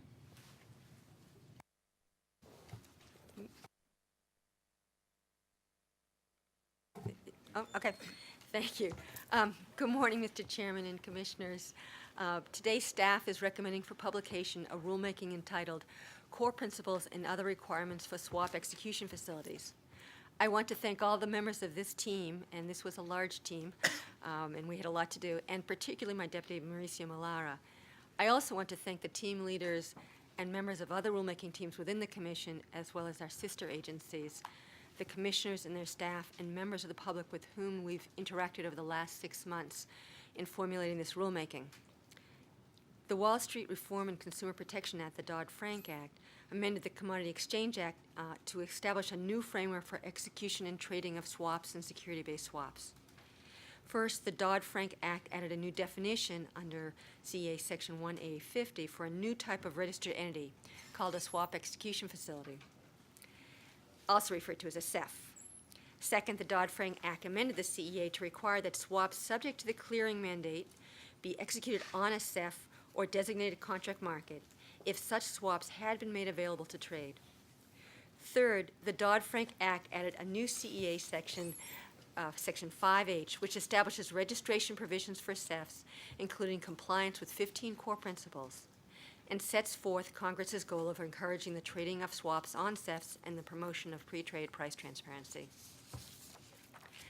The regulations, guidance, and acceptable practices proposed today implement the new framework for the execution of trading of swaps on SEFs. Staff consulted extensively with market participants and other regulators by hosting and participating in numerous meetings, as mentioned in a public roundtable. In addition, staff considered the numerous memoranda and letters submitted by the members of the industry to the team's rulemaking website. I want to discuss the interpretation of the statutory definition for SEFs. This is obviously something that has raised a lot of concern, questions, interest.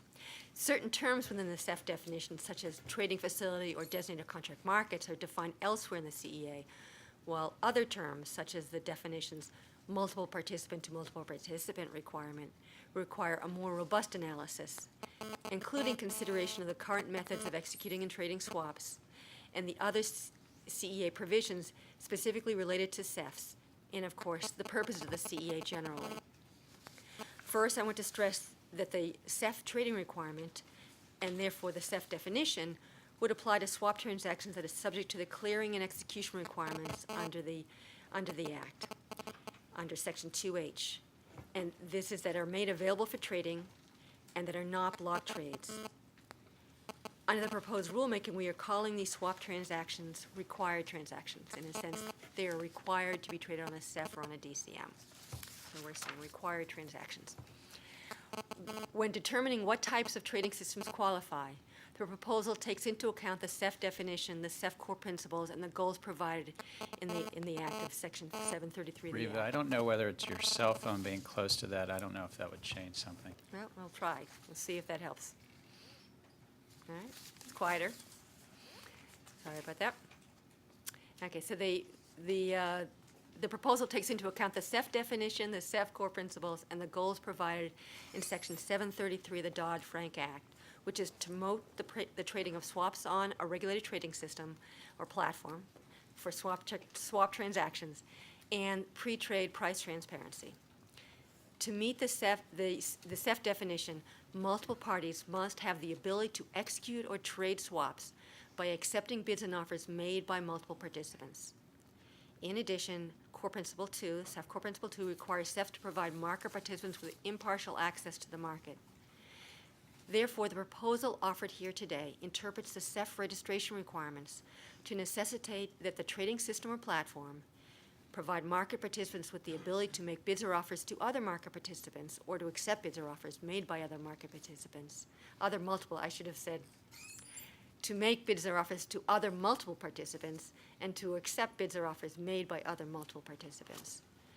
It promotes pre-trade price transparency and to ensure that the trading of swaps on the trading system or platform is in accordance with the core principles, the registration requirements, and the Commission's regulations, and to provide all market participants with impartial access to the CEF's market. Under the proposal, required transactions could be traded on a request for quote system or order books.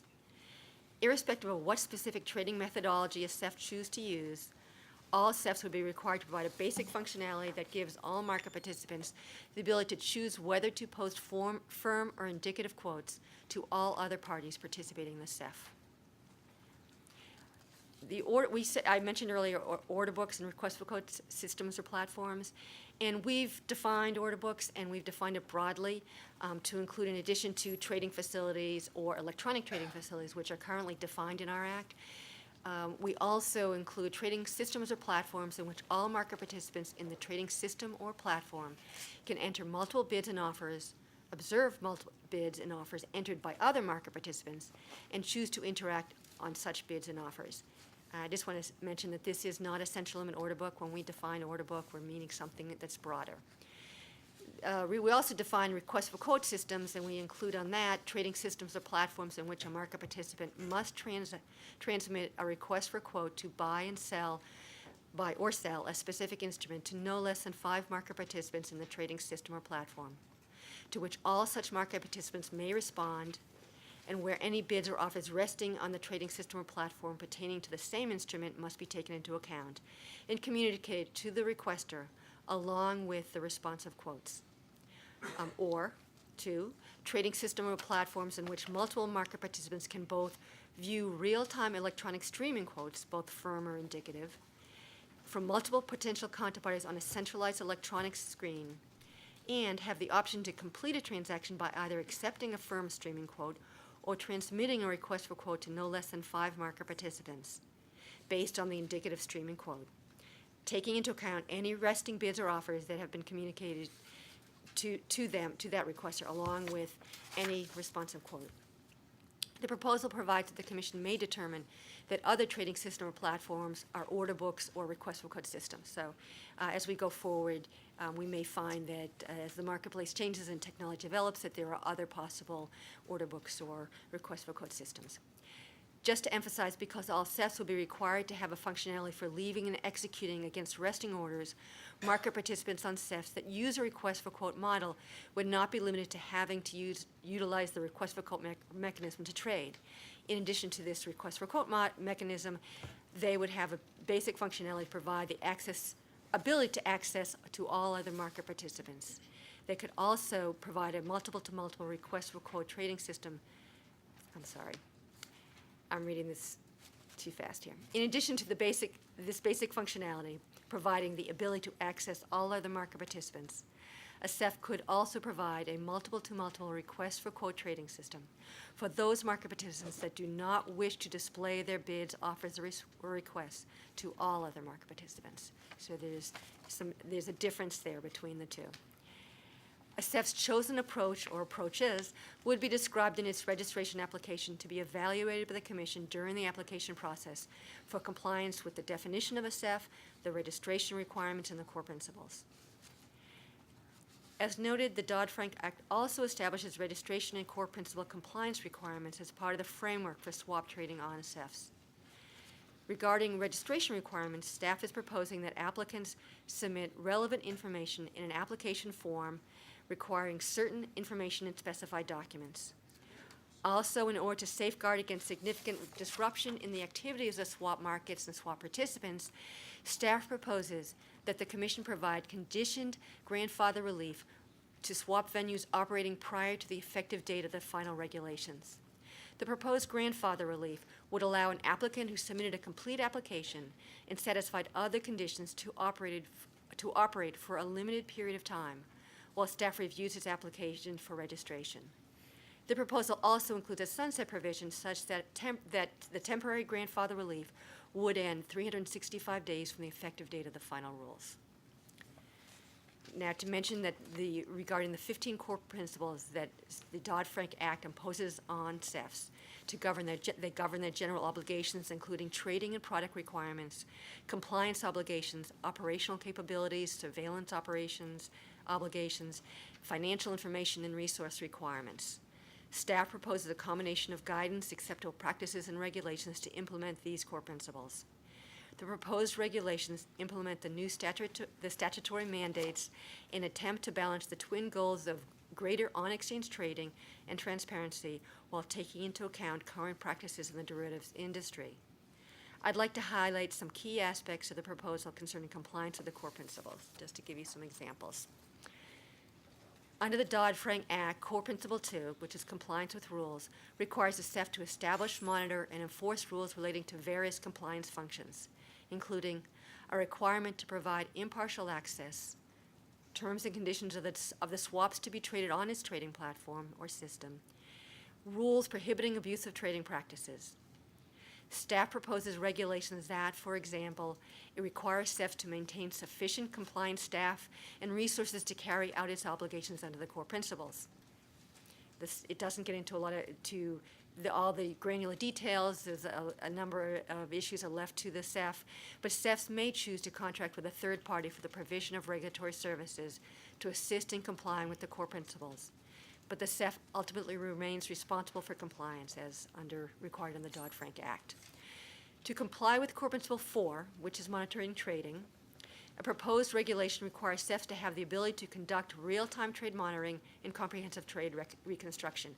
And just to point out that one thing we've done is to include the statutory language in our regulations so that it is there in one place for market participants.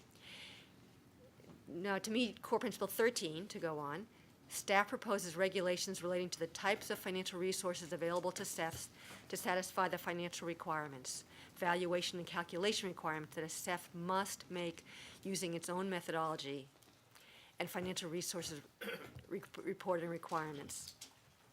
Finally, Core Principle 15, designation of Chief Compliance Officer, establishes the position, title, and functions of compliance officers for each CEF. Consistent with the detailed requirements set out by the Congress under the Dodd-Frank Act, the proposed regulations require that CEFs designate a Chief Compliance Officer who reports to the CEF's board or to its senior officer. The Chief Compliance Officers must also generate and submit accurate annual reports describing a CEF's performance regarding compliance with the CEA. Staff looks forward to hearing from the public on all aspects of the proposed rulemaking, and in particular with respect to the specific questions posed in the notice of proposed rulemaking. And I'd be happy to answer any questions at this time. Thank you so much, Reva, and the chair will entertain a motion to accept staff recommendation on core principles for CEFs. So moved. Second. With that, I'd like to open the floor to allow commissioners to ask questions. I support this proposed rulemaking, and I want to say a few words on it. I'll have a statement to put in the record, but I think it fulfills Congress's mandate to have rules with regard to CEFs that promote transparency through the trading of swaps on these things called swap execution facilities. I know that term is just made up here in Washington, but it's taken on some meaning. And the meaning that Congress gave to it is that there would be transparency and also that there would be flexibility, that market participants have a flexibility as how they transact, but they benefit from that transparency and market competition. I think that this proposal does that. I think it will afford market participants the ability to make firm bids or offers if they choose to, but nothing will require them. I mean, I just want to make sure, Reva, there's no market maker requirement in here, right? You have to hit a button.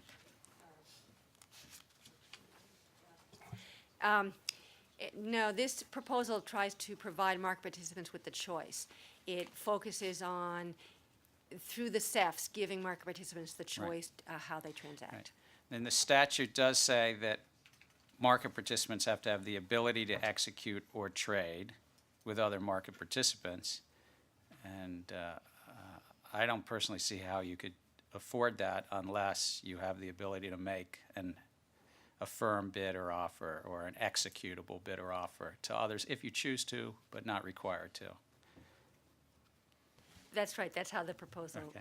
But if a market participant wants to do a request for quote, leave an indicative quote, in the old days I would call that advertise their interest, but not to have an executable quote, CEFs can and in fact are through this process pretty well encouraged to do that as well, to provide that facility. Is that correct? Yes, it's the CEFs, we expect, I mean, we've talked with a lot of entities that believe that they will come in with applications. As a CEF, and we expect that a number of entities will continue to do both. A number will do both of the firm quotes, some will do the more request for quotes. We know that there are going to be, there's going to be a number of different models is what we're expecting to see. Right. But these methods will provide hedgers and investors, Main Street businesses, both the flexibility to execute and trade by a number of methods, also the benefits of transparency and market competition. I think this competition is consistent with Congress's mandate and definition of a swap execution facility where all market participants can communicate with all other market participants if they choose to. If not, they can go the more narrow approach and get those benefits. It also allows for block trades, the larger trades, just like in the futures market, to be done with less pre-trade transparency. They will, because of the real-time reporting, be still reported. Is that right? Yes, and I want to mention, I didn't mention in my remarks, but we're differentiating with block trades regarding pre-trade transparency. Block trades, like we've done in the futures industry, block trades are not required to have the pre-trade transparency, price transparency that we would expect generally on this for the trading of swaps on CEFs. Now, another important feature is that Congress said that there is a mandate to bring transactions to swap execution facilities if they're both cleared and made available for trading. Is that correct?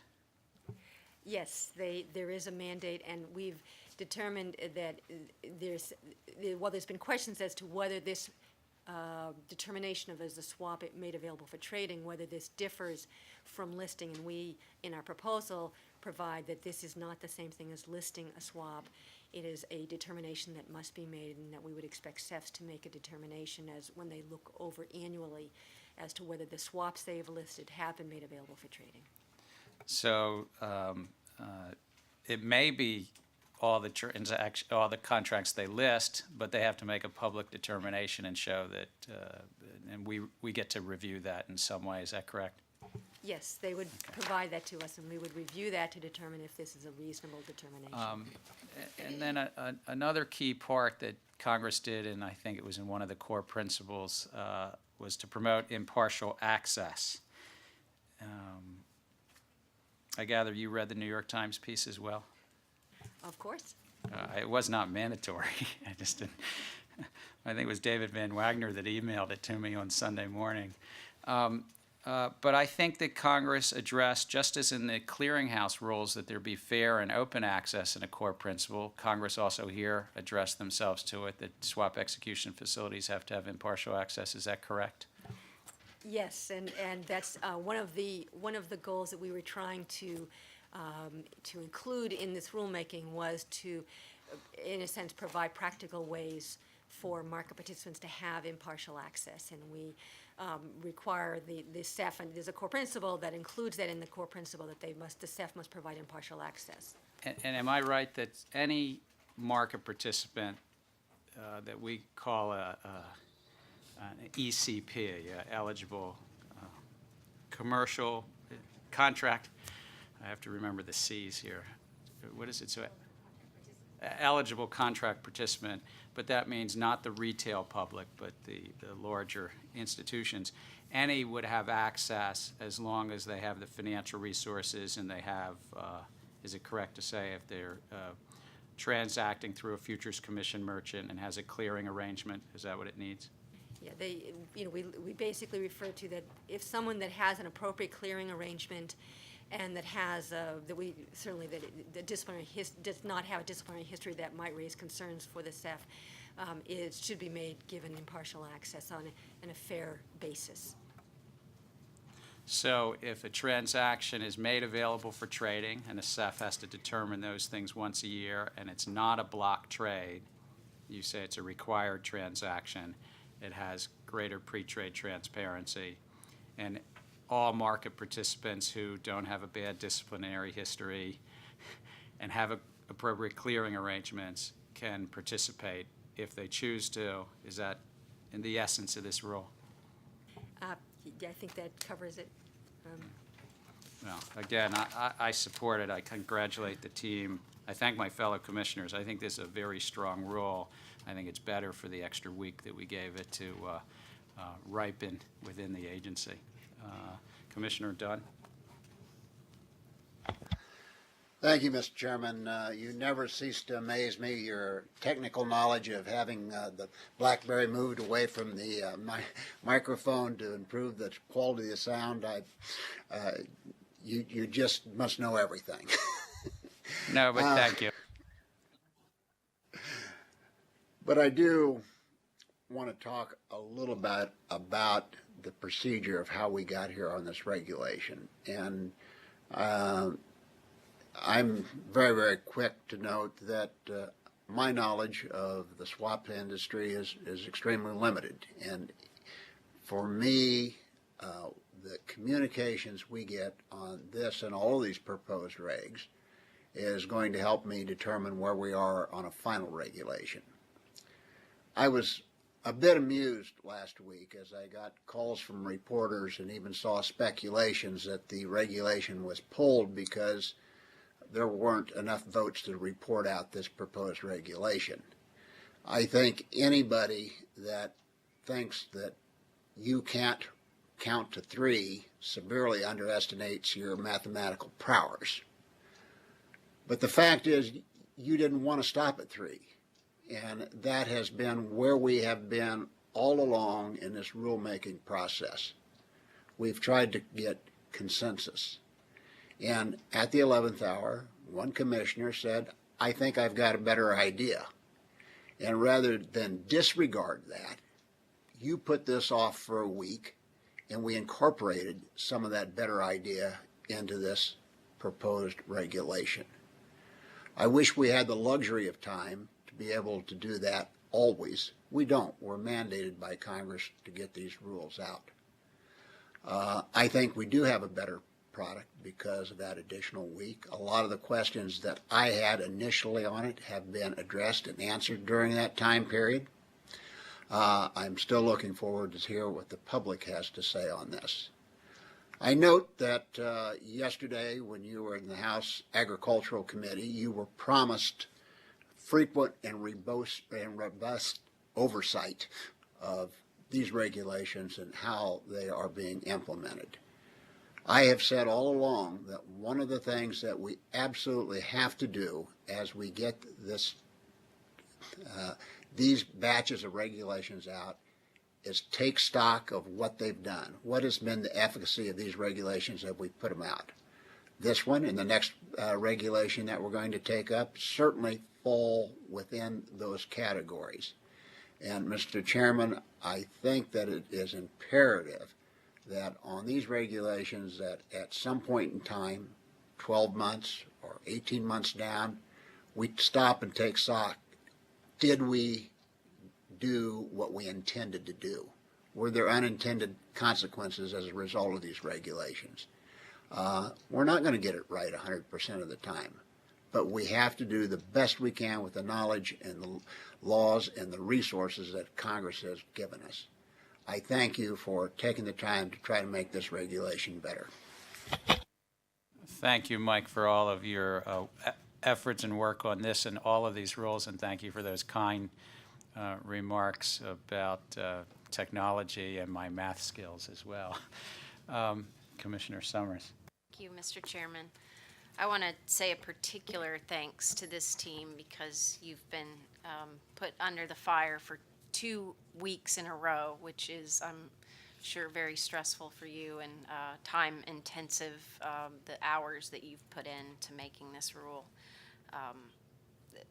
putting this package together for us today. So thank you for all of your work. I just have one general question with regard to working with the SEC and making these kind of rules consistent, and whether we know where the SEC is on rules for CEF and what kind of systems they anticipate allowing. We, of course, cannot speak for the SEC, and we don't know where they're going to end up. Their process, while we were supposed to, we had originally been scheduled to be considered around the same time. Currently, they're scheduling, we believe, in January. They don't, from what I understand, I don't think they have a date yet. So they're still in the process of working out a lot of their details. So all we can do now is to, what we've done in the process really has been to talk a lot, has been to share with each other, has been to compare. We've tried as much as we could do to be consistent. They have an industry that has a different history with different requirements than ours, and so we have found that there have been, while we've in many ways worked out a lot of things that we believe from what we're hearing will be very consistent with what they're doing. We don't know what they're going to finally come out with, and we have discovered some things that their history has been different from ours, and therefore they may come out differently from how ours do.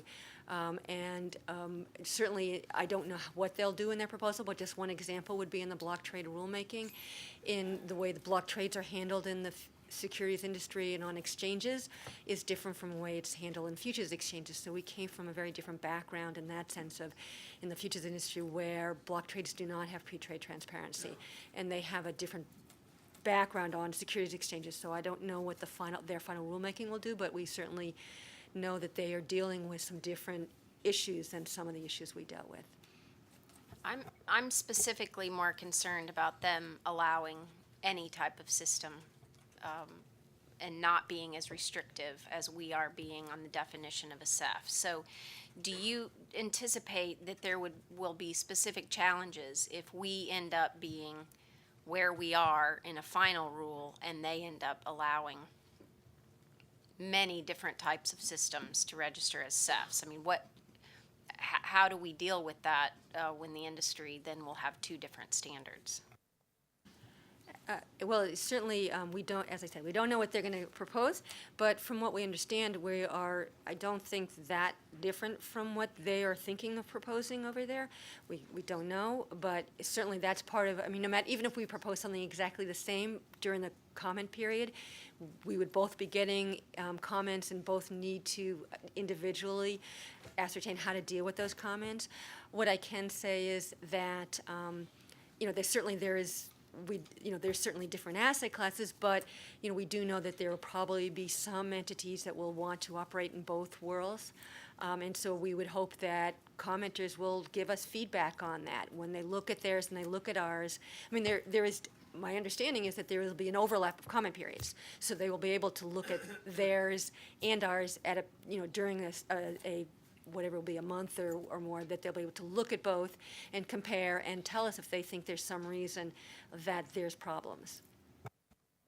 I just wanted to add that we did send over the latest version, and if the commission chooses today to go ahead with this, then we'll continue to have a dialogue and can explain the rationale, how we came up with this, and help inform them as they go finalize their process. Excuse me. Thank you, Commissioner Summers. Commissioner Chilton. Thanks, Mr. Chairman, and echo my colleagues' appreciation for what you've done in this. I think it's moved in a good direction. I did want to ask before I started, Reva, You said when you're explaining, you said, you kept talking about trading system or platform. Just quoting from the Act, the goal of this section is to promote the trading of swaps on SEFs, on swaps execution facilities, and pre-trade transparency. But you sort of repeatedly used, in that specific regard, but repeatedly used trading system or platform, and I'm thinking I'm missing something.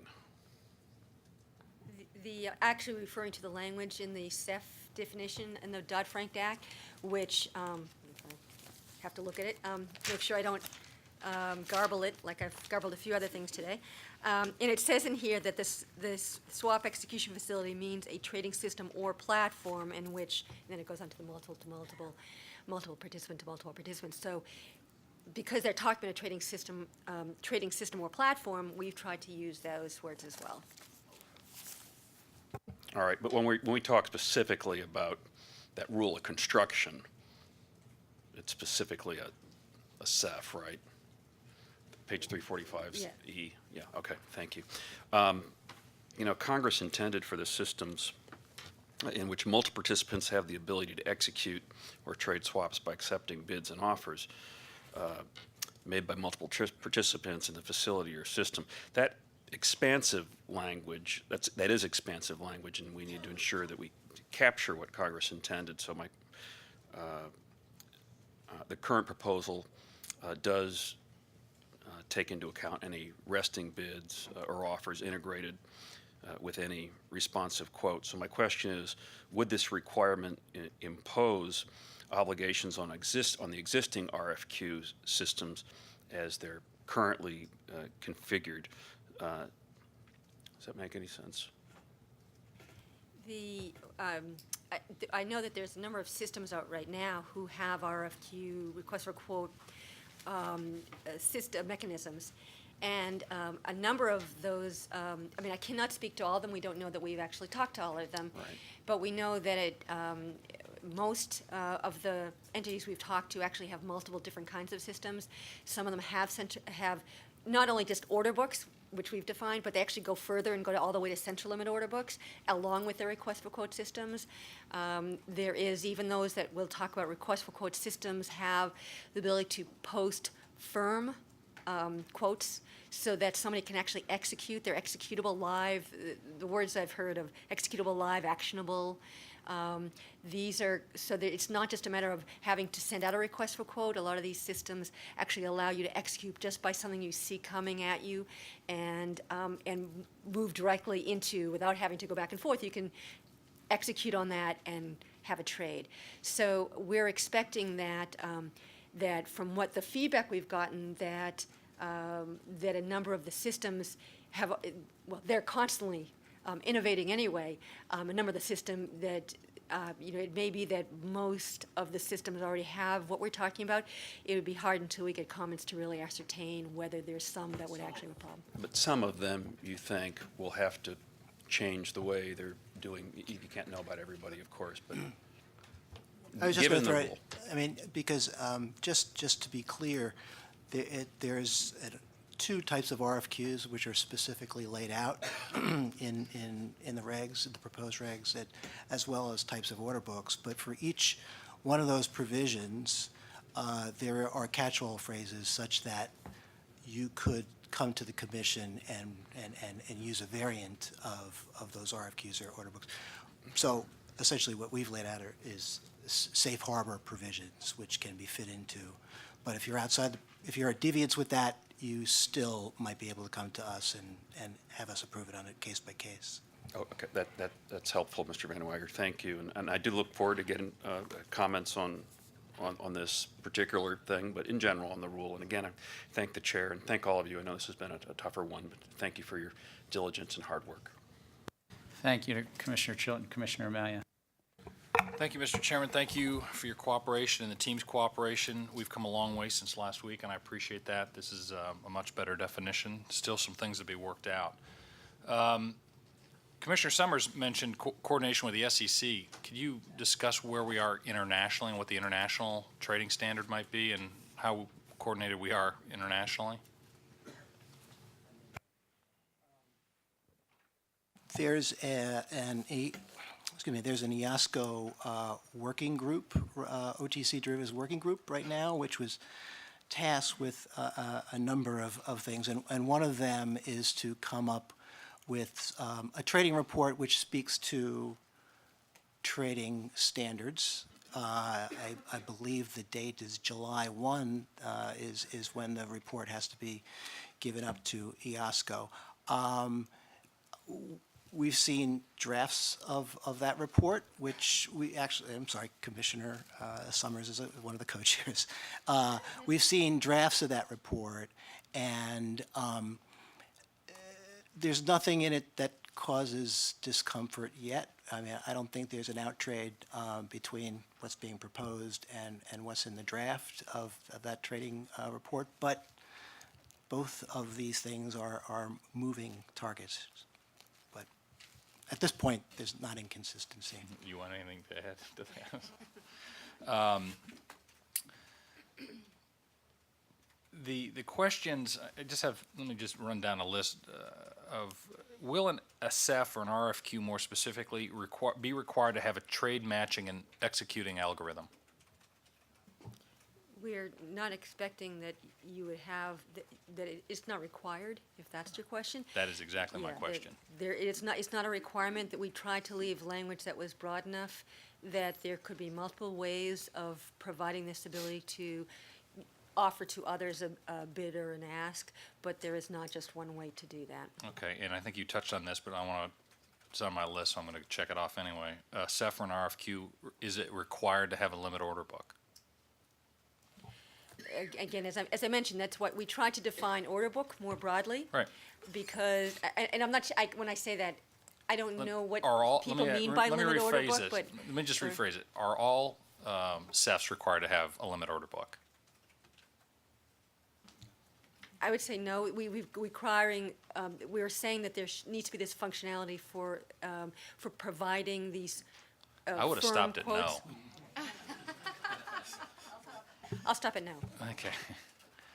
Is a CEF required to have a trading facility functionality as that term is defined in Section 1A 51 of the Act?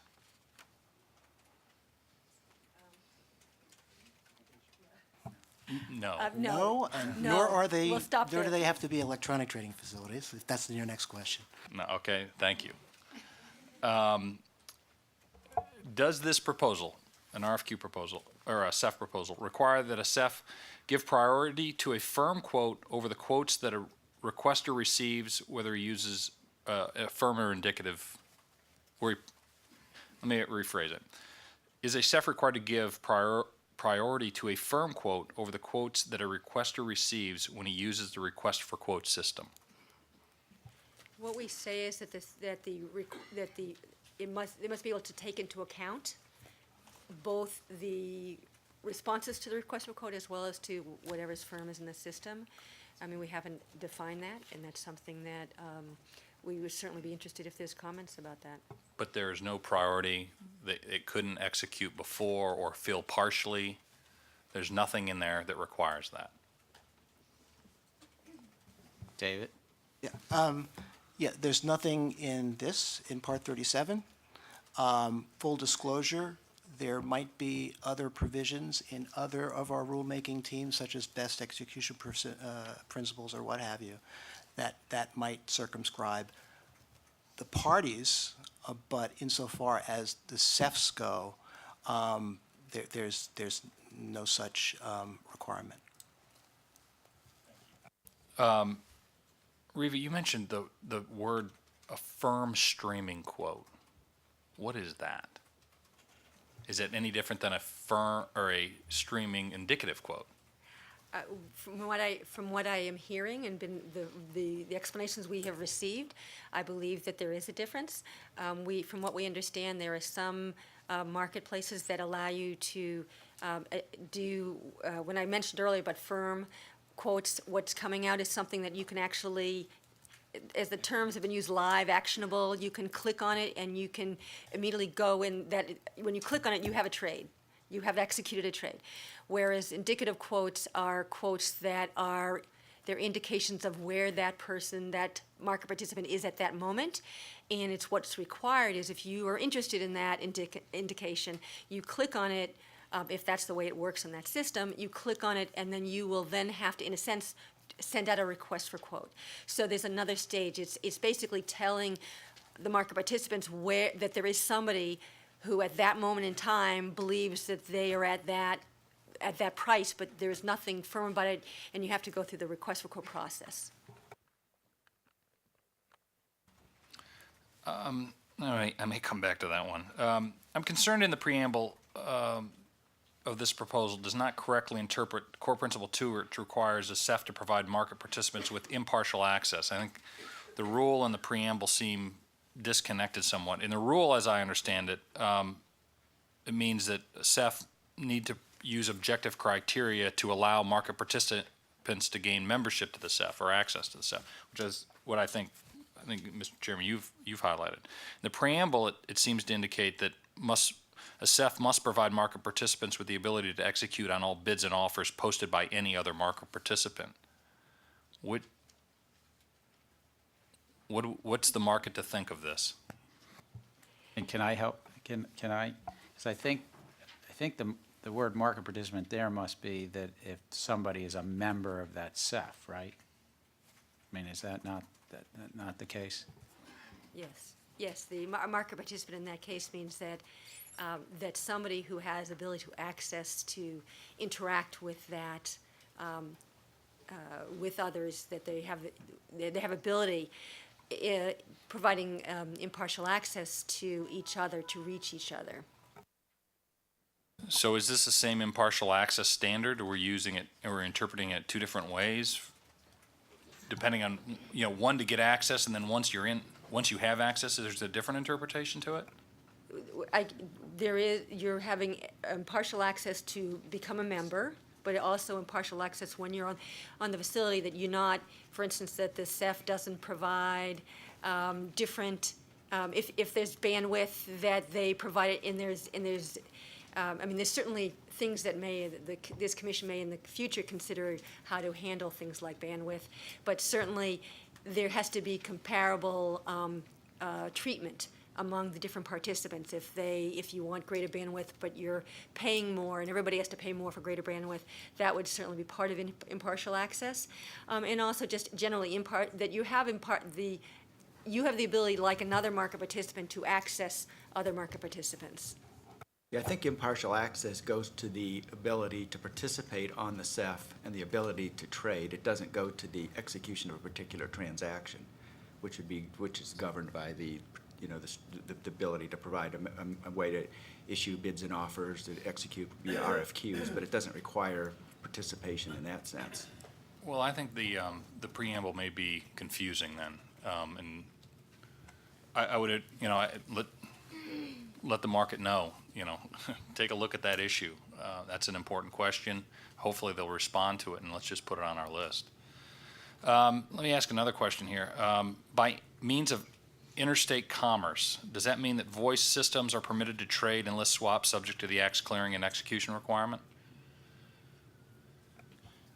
The voice systems are, we've accounted for them in several ways. We expect them to operate in several ways.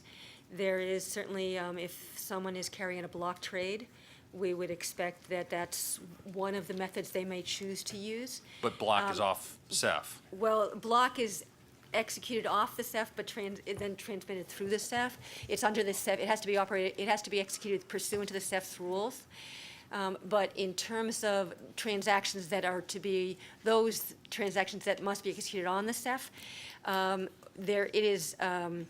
Certainly, that voice, there would be, just like you might have now, you may have a customer calls up their clearing member or their, a dealer, their broker that they work with, and say, I'm interested in doing this. What we would envision is that the customer may decide they want to input it themselves into the system, whatever that system is, whatever they're using an RFQ, or they're doing a firm quote or hitting on a firm quote. Or they may work with their voice broker to do this and has the voice broker, in a sense, acting as an agent. We do have under Core Principle 2, when we describe what is an audit, what audit trail we need, we think the CEF will need in order to be able to do its regulatory oversight obligations, that just like we would have in, say, in futures markets, where there's that we would want, the CEF must provide that it's, in those cases where you have a customer calling up, say, a voice broker in that case, to act as an agent, that if the order or the request for quote is actionable, is executable right away, immediately, then they should do so. If it is not, they should provide an electronic record so that if there's any need to go back and look at what happened, there would be that record. Thank you very much. The proposal requires a minimum 15-second pause between the entry of a matching customer-to-broker swap order or a customer-to-customer swap. Can you explain it and the rationale for it? Well, this is that situation, in a sense, the situation I was just describing, where you may get if it's a voice broker that gets a call from a customer. Maybe it's a customer, they've got two different customers that have called in right around the same time, and they've got two orders that could be executed against each other. And what it's saying is that when you're putting these into the system, you basically don't, in a sense, you don't preload, where you put it in so that there is the chances of their interacting with anybody else's. If there's a firm quote out there that you're trying to negate that chance, there's a pause there that you'd put in place, and that is similar to something we've seen that currently happens in the futures industry. It's a similar requirement, and so there's this possibility that you would actually interact.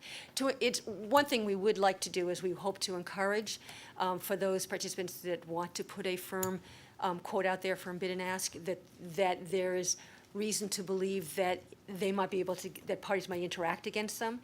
But, so there is a pause there. It also could be that somebody calls their swap dealer, and they're technically not acting as a swap dealer when they're on the CEF, but they call them and they want to do it on the CEF, or they need to do it on the CEF, and there's an interaction between the swap dealer was willing to take the other side. Again, that there's, in a sense, you can't have, there is this process where the swap dealer would first put the customer order in, and then there'd be this pause, and then their order would go in. So they may or may not be on the other side, depending on whether there is already a firm bid or ask that is responsive, competitive. I mean, this is only going to matter if there's no firm bid or ask that's there, that's responsive, that's competitive. They would still get matched against each other. Could I just actually supplement? I mean, it is a basic, there's a recognition that these markets are going to be thinly traded, and there might well not be anything in the market. And so it is the 15-second exposure to the market is a bit of a check in ensuring that the price is fair. And so if it's exposed, if the customer side is first exposed to the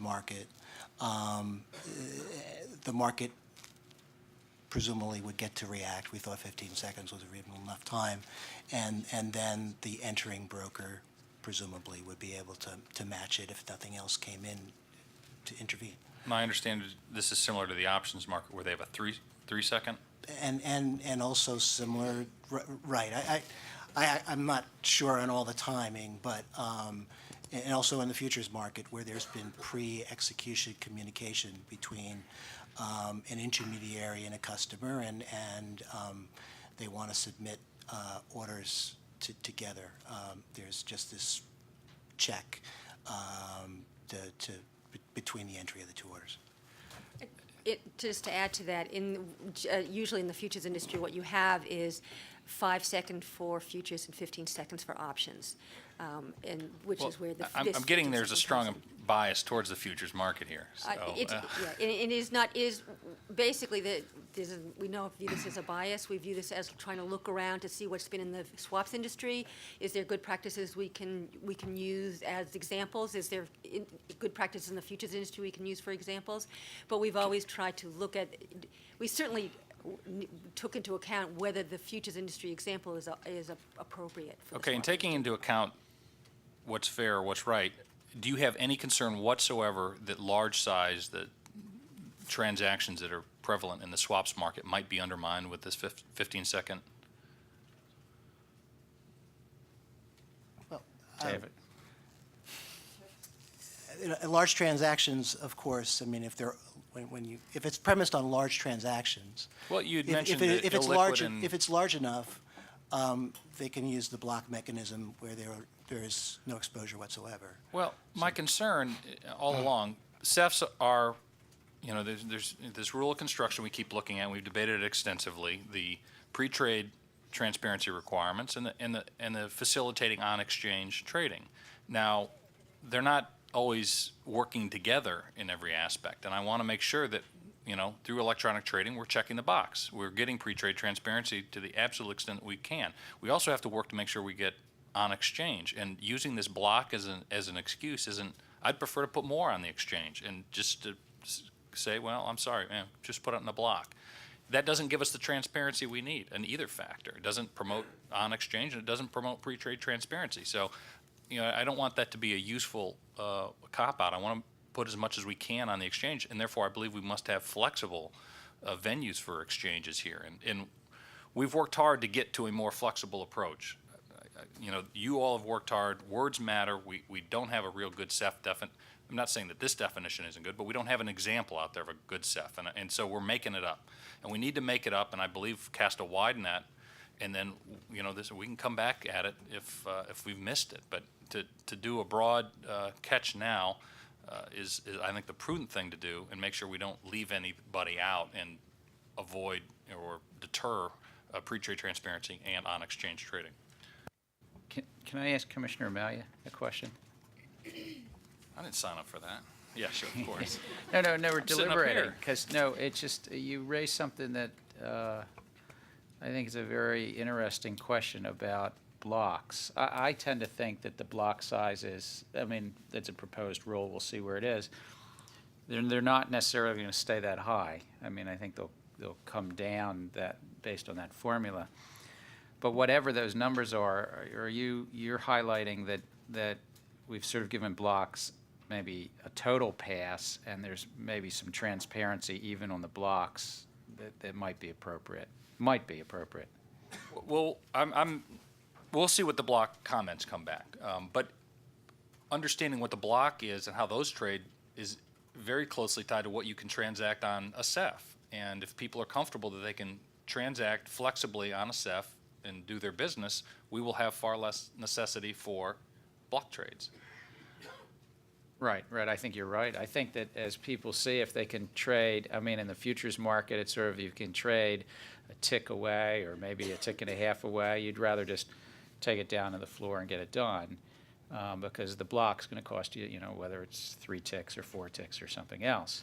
And so that will be, if there's enough liquidity in these swap execution facilities, I think people are just going to want to do it in the smaller sizes because they'll get better pricing. If, on the other hand, it develops that they don't get better pricing, then I think they'll rightly want to keep them in blocks. I think we'll move to smaller blocks, smaller size and better pricing as the market develops, but that's going to be as we agree provide on that. venues. I think Yeah. we agree on that. So, if there are no further questions, Mr. Staywick, if you want to call the roll. Commissioner O'Malia? Aye. Commissioner O'Malia, aye. Commissioner Chilton? Aye. Commissioner Chilton, aye. Commissioner Summers? No. Commissioner Summers, no. Commissioner Dunn? Aye. Commissioner Dunn, aye. Mr. Chairman? Aye. Mr. Chairman, aye. Mr. Chairman, on this question, the yeas are 4, the nays are 1. With the vote being 4-1, the staff recommendation on core principles on CEFs will be forwarded to the Federal Register. I thank you all for this excellent work. Rick and David, I gather you get to stay here, or is it just Rick? Whomever. You are the chief counsel of the Division of Market Oversight. I didn't know. And then the rule team for position limits will be coming up. I guess I can filibuster a little bit, but this team has done, I mean, every one of the teams has done remarkable work, but this is something that we had 3 hearings on in 2009. We had a rule proposal in January of this year, followed by yet another meeting in March of this year on the metals markets. Congress had numerous meetings and hearings in 3 years of time. They did significantly change and enhance our rule writing authority to be expanded to the swaps markets.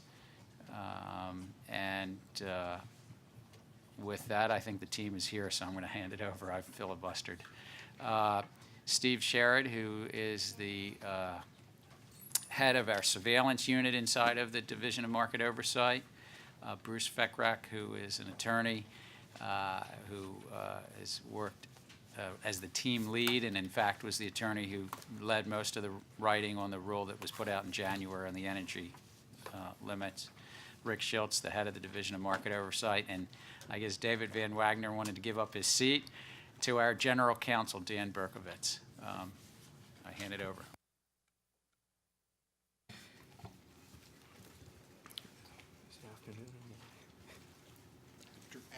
Okay. Good afternoon. Good afternoon, But Mr. Chair. we want to be quick enough that we don't lose Mike Dunn. Okay. Commissioners, Mr. Chairman, thank you for the opportunity to present this rule and proposal to you. I'd also like to take a moment to thank and recognize the hard work of Ken Danger, Salman Benai, Ali Hosseini, Tom Littlefield, Jim Outen, and Carlene Kim and Neil Kumar from OGC. The proposed regulations would establish a process for setting position limits for certain derivatives executed pursuant to the rules of designated contract markets, and at the same time for physical commodity swaps that are economically equivalent to the DCM contracts. The proposed regulations would establish initial position limits through a commission order. The proposal also includes exemptions for bona fide hedging transactions and for positions that were established in good faith prior to the effective date of any final regulations that may be adopted pursuant to the rules. Staff also recommends new account aggregation and visibility regulations, which are very similar to current reporting obligations for large bona fide hedgers, and new regulations establishing requirements and standards for position limits and accountability rules that are implemented by registered entities. The Dodd-Frank Act amended Section 4A of the Commodity Exchange Act and authorized the Commission to extend position limits beyond futures and option contracts to swaps that are economically equivalent to DCM futures contracts with position limits. Most importantly, the Act requires that the Commission apply position limits on an aggregate basis to economically equivalent derivatives across different trading facilities and manners of execution. A primary mission of the CFTC is to foster open, efficient functioning of the commodity derivative markets. Congress has declared that sudden or unreasonable price fluctuations that can be attributed to excessive speculation create an undue and unnecessary burden on commerce, and has directed that the Commission establish limits on the amounts of positions which may be held as it finds necessary to diminish, prevent, or eliminate such burdens.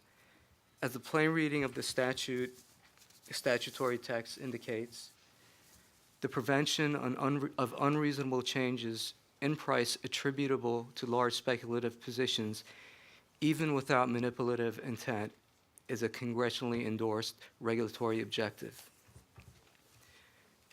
The Commission may impose position limits prophylactically based on its reasonable judgment that such limits are necessary for the purpose of diminishing, eliminating, or preventing the burdens associated with excessive speculation. The proposal enumerates 28 core futures contracts that would be subject to the proposed position limit framework. The 28 commodities covered by the proposal include gold, silver, copper, crude oil, natural gas, soybeans, and wheat. The enumerated contracts were selected either because they have high levels of open interest and significant notional value, or because they otherwise may provide a reference price for a significant number of cash market transactions. The covered contracts, which are called reference contracts in the proposal, are defined as derivatives that are directly or indirectly linked to the price of an enumerated contract, or that are based on the price of the same commodity for delivery at the same locations as that of an enumerated contract, or another delivery location with substantially the same supply and demand fundamentals. Staff recommends establishing limits in 2 phases. In the first phase, staff recommends that the Commission establish spot month position limits at the levels currently imposed by DCMs. The first phase would include related provisions such as proposed regulations pertaining to bona fide hedging and account aggregation standards. During the second phase, staff recommends that the Commission establish single month and all months combined position limits, and at that time to revise spot month limits to base them on current estimates of deliverable supply. Phased implementation or adoption of final regulations is possible because DCMs currently set spot month position limits and base those position limits on their estimates of deliverable supply. These spot month limits can therefore be implemented by the Commission relatively expeditiously. For the second phase, staff recommends that the Commission determine the numerical non-spot month position limits for exempt and agricultural commodity derivatives by applying open interest formulas. Because the Commission will not be able to gather swap positional data for some time, staff recommends that the Commission determine the levels of such limits when the Commission receives data regarding the levels of open interest in the swap markets to which these limits will apply. The proposed spot month position limit formula seeks to minimize the potential for corners and squeezes by facilitating the orderly liquidation of positions as the market approaches the end of trading, and also by restricting swap positions which may be used to influence the price of reference contracts that are executed on DCMs. In the second phase of implementation, these spot month limits, rather than being based on DCM position limits, would be based on 25% of estimated deliverable supply as determined by the Commission, which could choose to adopt exchange-provided estimates, or, for example, in the case of inconsistent estimates from exchanges, could issue its own estimates. The proposed regulation would apply spot month position limits separately for physical contracts and for cash-settled contracts, including cash-settled swaps. A trader may therefore have up to the spot month position limit in both the physically delivered and cash-settled contracts. With respect to cash-settled contracts, the proposed regulations also incorporate a conditional spot month limit that permits traders without a hedge exemption to acquire position levels at 5 times the spot month limit if such positions are exclusively in cash settled contracts and the trader doesn't hold a physical commodity position that is more than 25% of the estimated deliverable supply. In contrast to spot month position limits, which are set as a function of deliverable supply, the class and aggregate single and all month limits, as proposed, would be tied to a specific percentage of overall open interest for a particular reference contract in the aggregate. Under the proposed regulations, there are 2 classes of contracts in connection with non-spot month limits. One class is comprised of all futures contracts executed pursuant to the rules of the DCM. The second class is comprised of all swaps. Class and aggregate position limits based on a percentage of open interest help prevent any single speculative trader from acquiring excessive market power. Class limits ensure that market power is not concentrated in any one submarket. The formula proposed ensures that no single speculator can constitute more than 10% of a market as measured by open interest up to 25,000 contracts of open interest and 2.5% thereafter. The new statutory of a bona fide hedge generally follows the existing definition in Commission Regulation 1.3Z, except the directive requires that all bona fide hedging transactions and positions to represent a substitute for physical market transactions. And the directive provides an explicit exemption for a trader to reduce the risks of swap positions, provided that the counterparty to the swap transaction would have qualified for a bona fide hedging transaction exemption, or the risk-reducing positions offset a swap that itself qualifies as a bona fide hedging transaction. The proposed definition of bona fide hedging conforms to the statutory directive. Staff recommends regulations that would set position visibility or reporting levels also, and establish the requirements for all traders to report positions to us when visibility levels are exceeded. The reporting regulations aim to make the derivatives and cash portfolios of the largest traders in reference contracts visible to the Commission. Staff also recommends proposed regulations for account aggregation standards. Thus, under such rules, the proposed rules would apply to position limits in reference contracts to all positions in accounts in which any trader directly or indirectly has an ownership or equity interest of 10% or more, by power of attorney or otherwise, controls trading.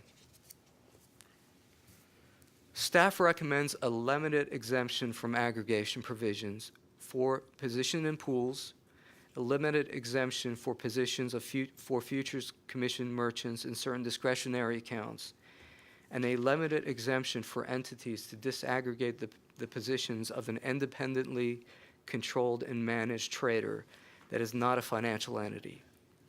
In all three cases, the exemptions would require and become effective only upon the Commission's approval of an application under the proposed regulations. I, along with my colleagues, would be happy to answer any of your questions. Bruce, thank you. The chair will entertain a motion to accept the staff recommendation on position limits. So moved. I hear a second. Second.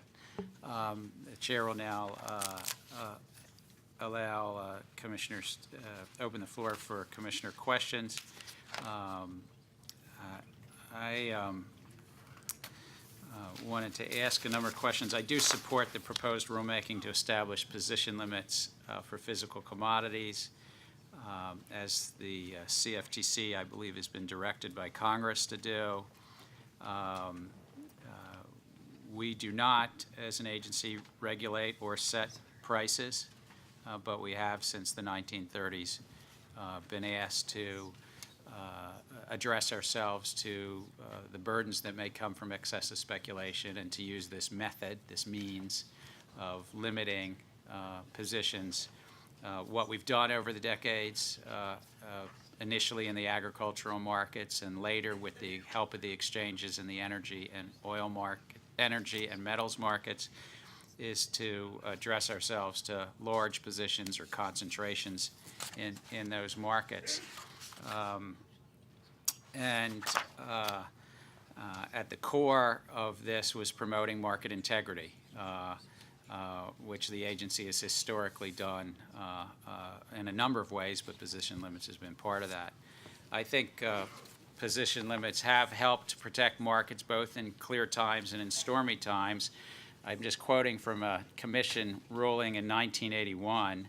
This might be preamble text, but quote, "The capacity of any contract market to absorb the establishment and liquidation of large speculative positions in an orderly manner is related to the relative size of such positions, i.e. the capacity of the market is not unlimited." And I think though those were written almost 30 years ago by this commission, they're relevant today. This proposal today would implement new authorities under Dodd-Frank to prevent excessive speculation and manipulation in the markets. And of course, Congress did expand the scope of this mandate to set limits also to include certain swaps, those that are economically equivalent, and actually later on, those swaps that perform a significant price discovery function or deemed to perform that. This proposal reestablishes position limits in the reestablishes position limits in the energy and metals markets. And I do have a question, Mr. Sherrod or Bruce. If you could just tell us a little of the history, or Rick. I mean, I know that in energy markets, the exchanges set them through the summer of 2001, but I don't remember in metals what it was. That's correct. The Commission, through 2 different Federal Register notices in 1991 and 92, changed the framework. The Commission approved position accountability in lieu of the all-month limits for silver and gold in August of 92, for copper the next year in June of 93, sugar number 11 in April 2001. We moved to a certification format with the CFMA, and cocoa was certified in July 2001. Energy, as you mentioned, were certified in the summer of 2001.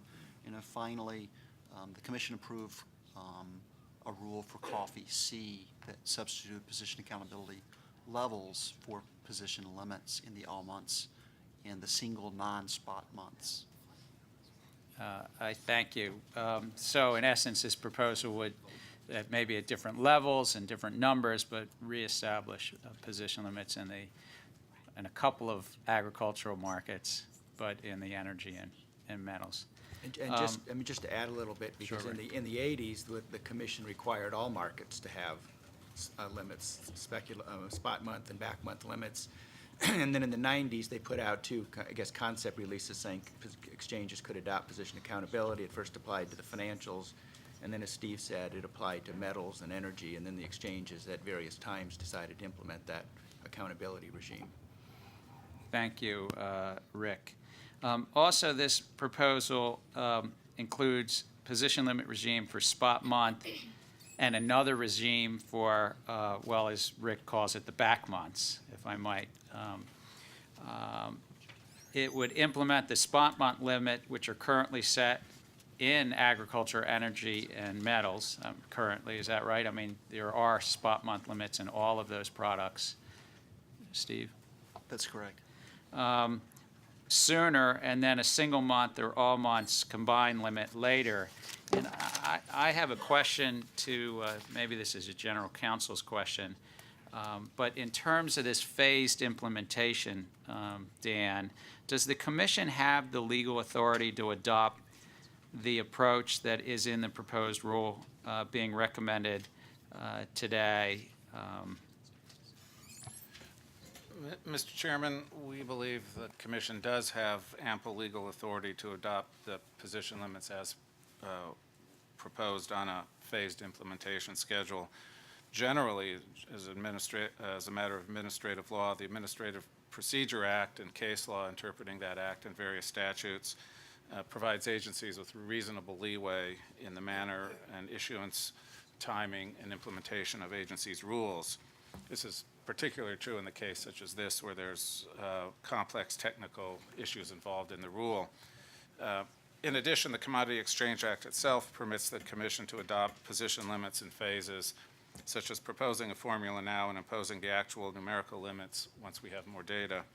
Section 4A of the Act, which provides the Commission with the authority and directive to issue position limits, provides the Commission with discretion to determine the appropriate levels of such limits and how best to apply any such limits in order to achieve the statutory objectives of diminishing, eliminating, or preventing the burdens from excessive speculation.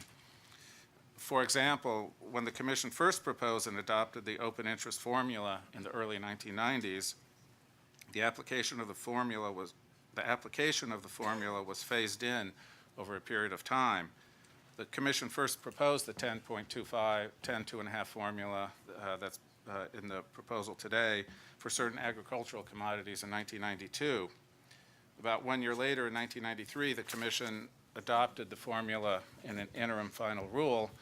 And I would also note that at that time, that was really the first time we moved what might be called aggregate limits, because we combined the futures and the options limits into a single limit. The commission phased in the formula over a period of time. The first phase was aggregating futures and options. The second phase was going halfway to the formula levels. And then the third phase was adopting the full formula levels. So there's clear precedent for the commission phasing in position limits over time. So we believe there's, both under the Commodity Exchange Act and the Administrative Procedure Act, there would be authority to adopt a phase-in implementation as in the proposal. And does the commission have the legal authority under the act to do a rule that would provide a formula, as this rule does, a formula for determining the position limits, but then that the numerical limits under the formula would be established later date by an order, as I understand it. So this would be establishing a formula. Could we in essence go final on the formula, though that it would be, the actual limits would be determined by an order later? Right, Mr. Chairman. The commission could, by rule, establish the formula. The formula would specify how the data would be, how the numerical limits would be calculated based on the data, what we would do with that data, so people would have notice and opportunity for comment on the formula in the rule under consideration. And then when the data comes in, we would just crank the data through the formula, and the limits could be established. And though Congress had a 180-day on the exempt commodities and 270 days on the agricultural commodities, is your answer still stand? I mean, it's in light of those things? Right. The commission has, again, the courts would find a reasonable amount of discretion in terms of issuance of the rule, even if it's past 180 days. Our authority very clearly does not go away on day 181. The authority is there on day 181, 182, and so on. So we have the authority past day 180 clearly, and we have a reasonable amount of time before a court would, before there be any. That's issue. very helpful. Let me just ask, I don't know who on the panel, just so to actually implement the spot month limits, not the back month limits, am I correct? The proposal is a proposal that we would be relying on the exchanges to do some calculations, and then it would be reviewed and validated by the CFTC. Is that correct? That's correct. The DCM limits are premised on 25% of deliverable supply. And when they set these limits, we either approve them or certify them. So we conduct a review and ensure that what they're doing and the limits that they're setting is consistent with the cash market and the deliverable supply for the particular futures contract. And I'd ask another question of Mr. Berkowitz, and then I have some questions for you, Rick. Dan, is the commission required to find that there has been excessive speculation or price distortions from speculation in order to issue position limits? In essence, is the commission required to find that position limits are necessary to prevent excessive speculation or will prevent excessive speculation in order to adopt position limits? I guess that's two questions. Maybe I should split them. Mr. Chairman, in summary, we believe the commission is not required to make a specific finding that there has been excessive speculation or that there have been price distortions or that the limits will in fact prevent excessive speculation or those price distortions. As Bruce mentioned in his opening statement, position limits are a prophylactic measure. They're intended to prevent harm to the market. So obviously you don't need harm to have occurred. They're supposed to be preventive. Commodity Exchange Act directs the Commission to fix such limits that the Commission finds are necessary to diminish, eliminate, or prevent such burdens on interstate commerce that Congress has already found result from excessive speculation. And this finding need not be made through detailed economic analysis or economic studies, but rather the finding of what position limits are necessary may be based on the Commission's judgment and experience with position limits. I think you've quoted, and Bruce also mentioned the excerpt from the 1981 rulemaking when the Commission first required the exchanges to have position limits for all commodities where the Commission itself hadn't established position limits. And this issue was raised at the time. The Commission proposed the rule that exchanges shall have position limits for all commodities that were not subject to the federal limits at the time, which would have been many of the non-agricultural commodities. Commenters raised this issue, saying you need to find that there has been excessive speculation. The Commission needs to find that these specific limits will prevent specific harms. And the Commission itself stated at the time, quote, as stated in the proposal, the prevention of large and/or abrupt price movements which are attributable to extraordinarily large speculative positions is a congressionally endorsed regulatory objective of the Commission. Further, it is the Commission's view that this objective is enhanced by speculative position limits since it appears that the capacity of any contract market to absorb the establishment and liquidity of large speculative positions in an orderly manner is related to the relative size of such positions, i.e. the capacity of the market is not unlimited. Again, the Commission also responded to the general objections regarding the effectiveness and the need for position limits that was raised in some of the comments. The Commission's response in 1981 was, the Commission believes that the observations concerning the general desirability of limits are contrary to congressional findings in Section 3 and Section 4A of the Act and considerable years of federal and contract market regulatory experience.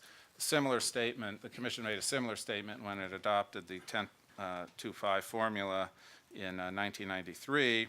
Speculative position limits have been a tool for the regulation of the futures markets for over a half century. During this time, the Congress has consistently expressed confidence in the effectiveness of speculative position limits as a tool of preventing unreasonable or unwarranted price fluctuations. So those are examples of the type of findings. They're not specific findings. We don't have to find that harm has occurred. These are preventive measures. Thank you. That was very helpful.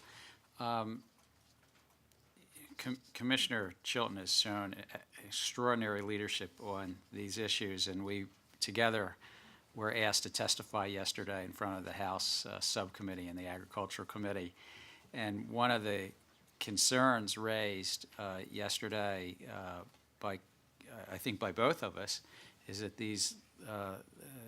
we're in this challenging circumstance of putting a formula in place, but if it's a formula applied to data that comes later, it will be some time until these are in place. So I have a question for Rick, or maybe it's more a statement and then you'll react. But based on the proposal, it'll be some time before position limits are in place. And in the interim, do we have the ability, so in this interim number of months, do we have the ability to ask futures market participants for information about their futures and their swaps and cash positions if they exceed certain levels? For instance, could we, during these number of months, have these various parties, the market participants, that have a significant position greater than the levels that are being suggested here? So if we were to do calculations greater than this 10 and 2.5% formula, can we ask for additional information? Yes, Mr. Chairman, under our Regulation 1805, the Commission has broad authority to inquire about a futures market participant's futures, swaps, or cash positions and ask them to submit information about their book of business through our special call authority, and in fact, I think it was in 2009, the commission clarified or modified Regulation 1805 to clarify our authority to get information about a trader's swaps positions.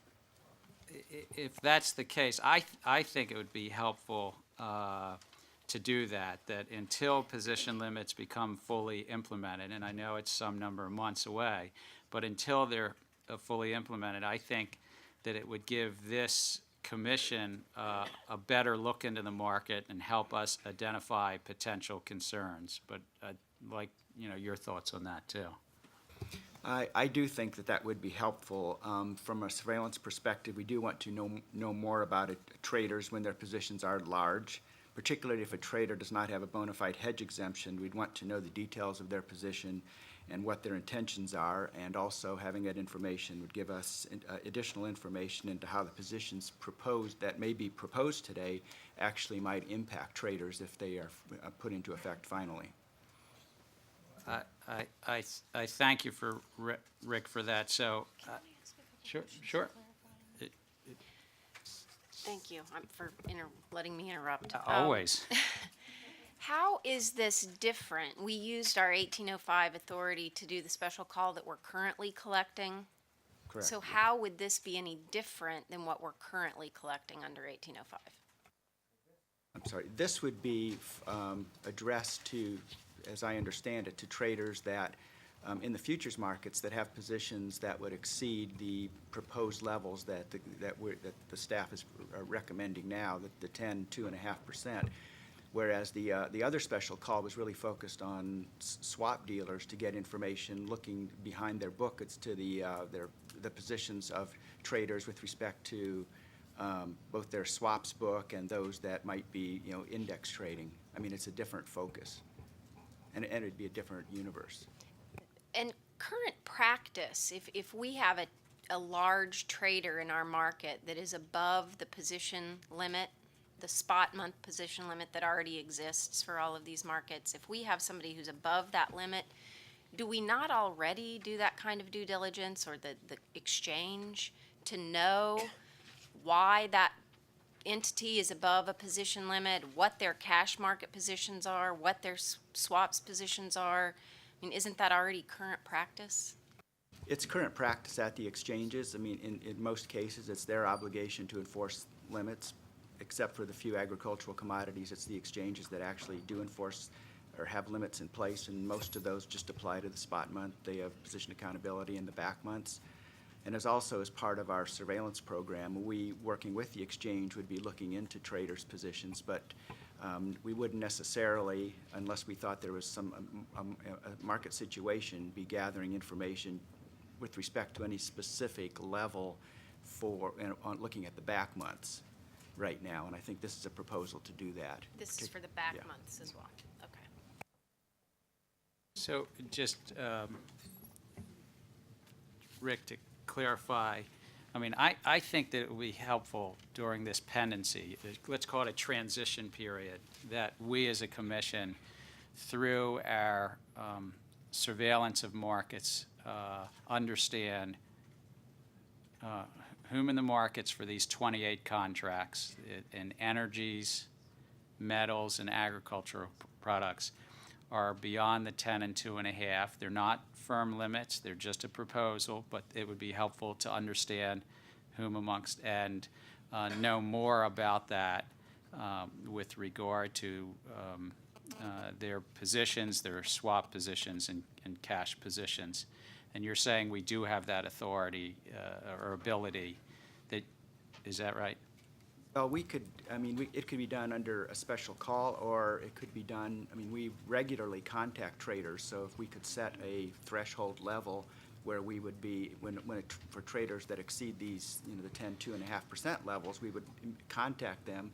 Could be done informally as we do now, or it could be done through a special call. That's an excellent point, because a lot of the community, the public should know, there's a lot of communications between this agency and market participants that don't need a special document or call. But I'd like, and I think Dan, you tell me if I have the authority to do this, is just as directing the staff. But I'd like to ask the staff, or more formally direct the staff, that during this pendency, during this transition period until any limits are implemented, that review large trader positions on a designated contract market or significant price discovery markets. That's a technical term, I know. But for these contracts that we're reviewing today, these 28 contracts, and if a trader does appear to exceed the numbers, the 10 and 2.5 level for the markets, I'd ask staff to make appropriate inquiries, collect appropriate information, whether that be, as you say, in the informal way or if you need to through the special cause, and monitor it and then report to us. We have, the public should know, we have, I think it's going on for over 30 years, every Friday, a surveillance meeting, a surveillance and enforcement meeting. We publish that in the Federal Register, but it's a closed-door meeting. But I'd like to direct staff to do that on these, particularly during this period, to keep us informed and just so that we can understand that during that period of time. Dan? You certainly have that authority, Mr. Chairman. Thank you. Then as I say, Mr. Schultz, make it so. Yes, yes, we will do that and report to the commission on a monthly basis. Thank you. Commissioner Dunn? Thank you very much, Mr. Chairman. I'd be remiss if I didn't recognize my colleague, Commissioner Chilton, for all the hard work that he's put into this. If the number of emails and late-night phone calls that I've received to him are any indication of how much work he's put into this, it has been nothing short of amazing. When we were discussing this back on August 5th of 2009, I had said I was concerned that we didn't have the authority to do over-the-counter. We now have that authority. But I was also concerned about what was happening with foreign boards of trade. And if I could, Mr. Chairman, if Jackie Mesa is there, if she could have a seat and answer a couple questions for me. That'd be terrific. And for the public, Jackie is the head of our Office of International Affairs, done excellent. I mean, she travels the globe, and I'm glad she's here because sometimes she's not. I'm here, Commissioner. Thank you. Thank you. It's my understanding that the EU is considering position limits, and can you describe the approach to position limits that they are taking? Sure. Just to be clear on the background, on December 8th, the European Commission published a public consultation document on revising their Markets of Financial Instruments Directive, or MiFID, which has been in place since 2007, but they have a section on the consultation regarding derivative markets and over-the-counter markets, and a specific section on position reporting and position limits. In this provision, they propose harmonizing position limits across EU authorities. Currently, it varies what the national authorities will do regarding position management and position limits. The European Commission said that they wanted to harmonize its approach because of the increased growth of the derivative markets, to diminish regulatory arbitrage, and to have a level playing field. And they also cited that the European Parliament has specifically directed the European Commission to do this. The way that they would do it is to have greater coordination and implementation of the position limits. They intend to set a number of factors that national authorities would consider, which would cause a trigger of position limits, and some kind of reporting to the European-wide authority, ESMA, when position limits are set or not set for particular reasons. So in this way, the European Commission believes that they're going to harmonize a position limit regime across EU jurisdictions. They intend to make a proposal May 2011 on this, and then it still needs to be voted on by the European Council and the European Parliament.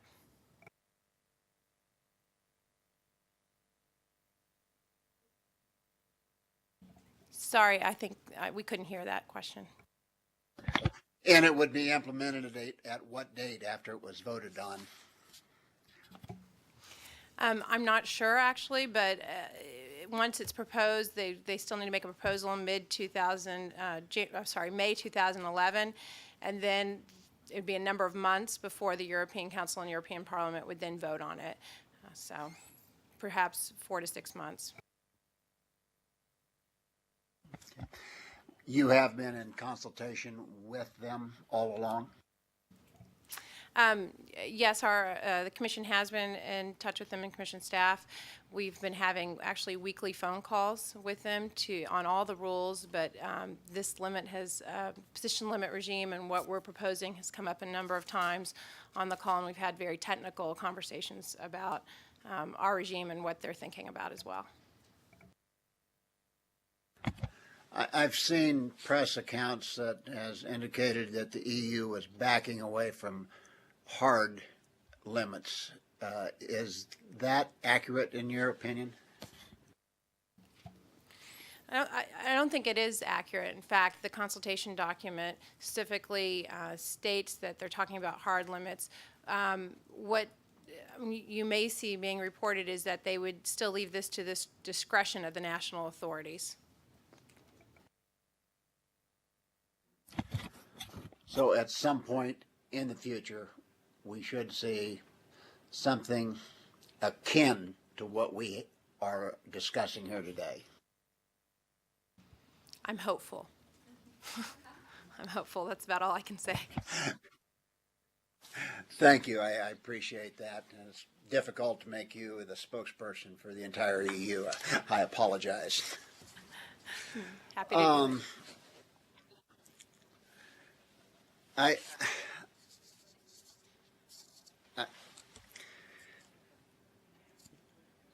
I notice that what we're talking about on the spot proposed limits that will be set at 25% of the deliverable supply for a given commodity.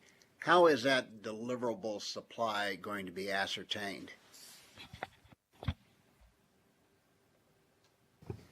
Yeah, the 25% rule, so to speak, is something that's been around, that the Commission has used in the exchanges for many, many years. And the estimate generally looks at the definition of the deliverable commodity, that you're looking at the locations that are specified, the quality, and any other parameters defining the deliverable product, and then looking at whatever information is available about available supplies of the product during a specific delivery month, and then making any appropriate adjustments as to what might actually be available or deliverable. If some of that is committed to other uses, or it may not be available for certain reasons because it doesn't meet the quality specifications or whatever, then that would be deducted. So it's essentially looking at, if you were a short trader and you wish to make delivery on the futures contract, how much of the commodity typically would be available to you to go out and acquire to make delivery. Does the Commission go out and audit, actually take inventory of supply? I've gotten emails from folks that says that in some metals there may not be that supply there. How do we ascertain that's correct?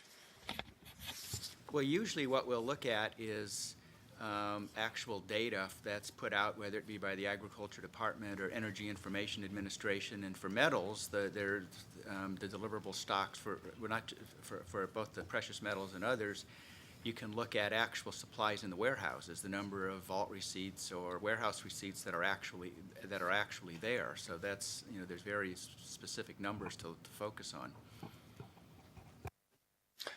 My question is, do we go out and determine that those are correct, the number of receipts that are there? No, we don't. Okay. And for things like crude oil, we don't look at what is maybe sitting in a tanker out in the Gulf or it's in the pipeline? No, and in doing these assessments, what we'll look at is the actual data that might be available from reputable sources, but also we do have a lot of conversations with the exchange staff who develops these, but also independently validating the information by talking to people in the industry. You know, we've got a group that actually, in our product review group, who has a number of contacts with people in all the specific industries, and we'll discuss with them their understanding of how the market operates, and as a way to validate both the numbers and how the derivation of the estimates.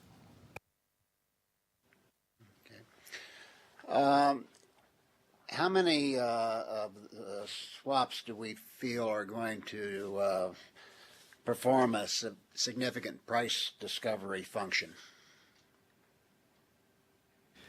This proposal addresses economically equivalent swaps, and the Section 4. Yes, I know this is a future regulation that we're going to have on that, but I want to know an estimate of how many we think are out there.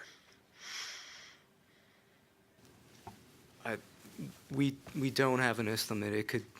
There are byproducts, there are chemical derivatives swaps, there are many types of swaps that are connected to the swaps that are economically equivalent to the futures contracts that we have a proposal on. And we hope to gain a better understanding of what's out there through the visibility rules that we have proposed in this rulemaking. And those rules trigger reporting obligations on large traders when they hit a certain percentage of the position limits.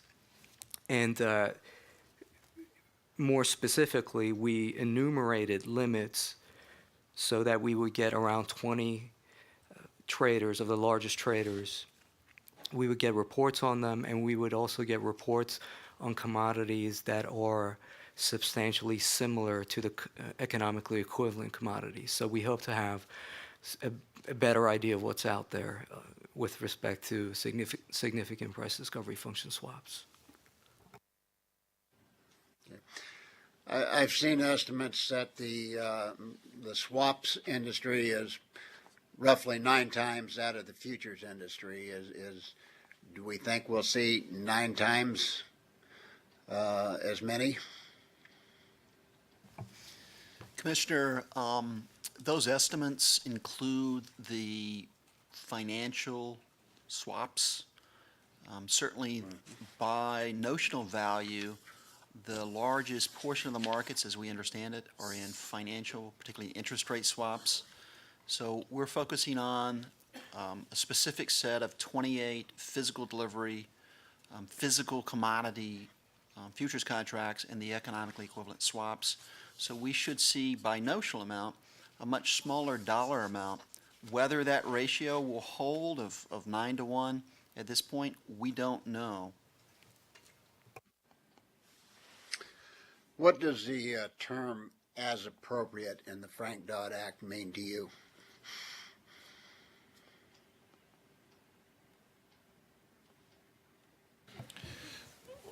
We believe that the Commission has the discretion to determine which levels are appropriate.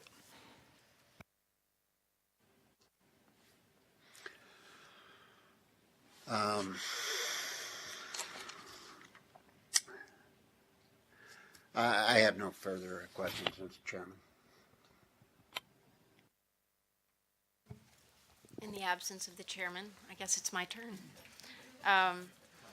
I have some questions specifically with regard to the enforceability of these levels and the new authority that the chairman just bestowed upon the Department of Market, or Division of Market Oversight, to receive what additional information, special call 1805 information on swaps or cash positions for people that we see in our markets.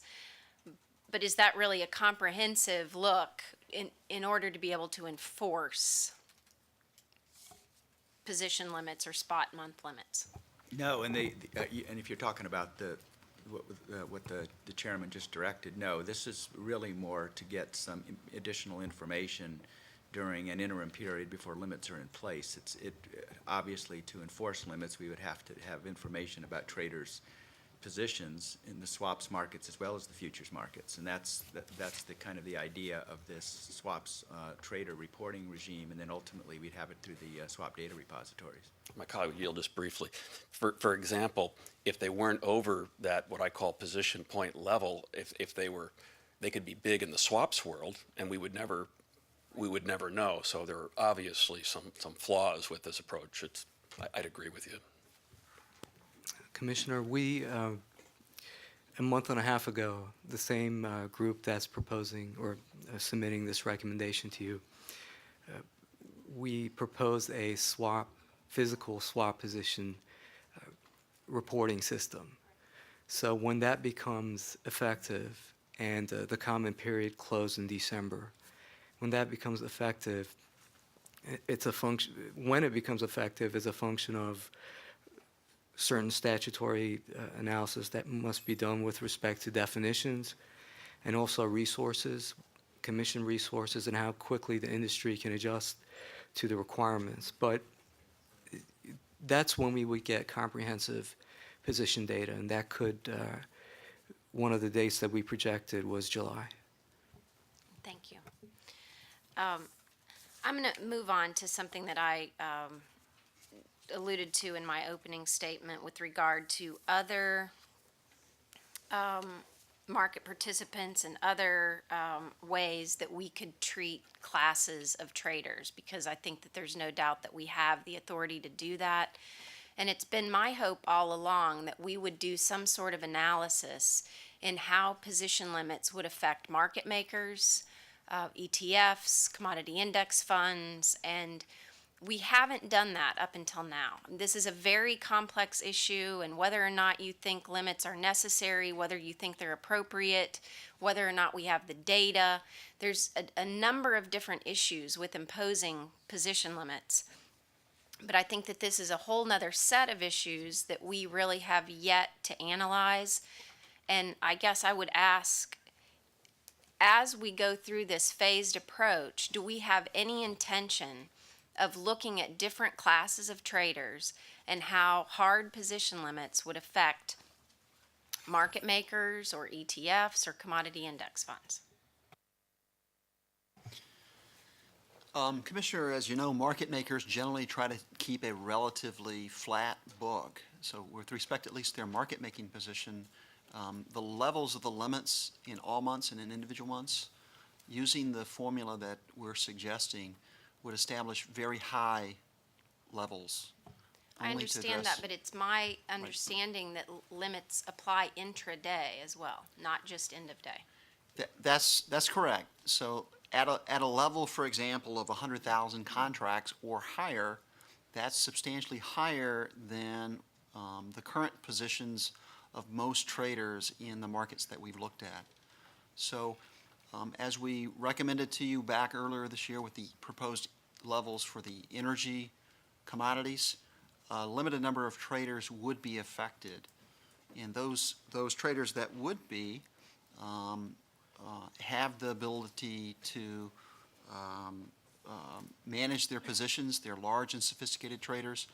And they also would have a new bona fide hedging definition that would allow them additional flexibility to go beyond the limits to the extent their swap counterparties were bona fide hedgers themselves. I guess that confuses me a little bit, because in the case of either market makers or ETFs or commodity index funds, are they going to have commercial clients? Well, in terms of a market maker, if you mean a swap dealer, for example? Don't mean a swap dealer. You mean a futures contract market maker? Yes. So the market makers on the futures markets. Liquidity providers, whatever they call themselves. Liquidity providers, the levels that we're proposing for all months and individual months are substantially higher than our understanding of what a market maker would ever have on an intraday basis, long or short, during the day. The market makers that we've reviewed, and typically, as I mentioned, they provide liquidity intraday, and they typically bring their position to a balance at the end of the day. And these levels are far beyond the needs for the market makers. Okay, so beyond whether or not these would or would not affect someone right now, do we have any intention of classifying traders differently in how the position limits may apply to them? Under the current proposal, the only distinction made between the traders would be whether they qualify for a bona fide hedging exemption or not. There isn't a further distinction. It's a concern of mine, and I guess I'm hopeful that as we move forward in this area, that that's something that we'll look into. And I just had one clarification on the class limits that you described, if netting is allowed between classes.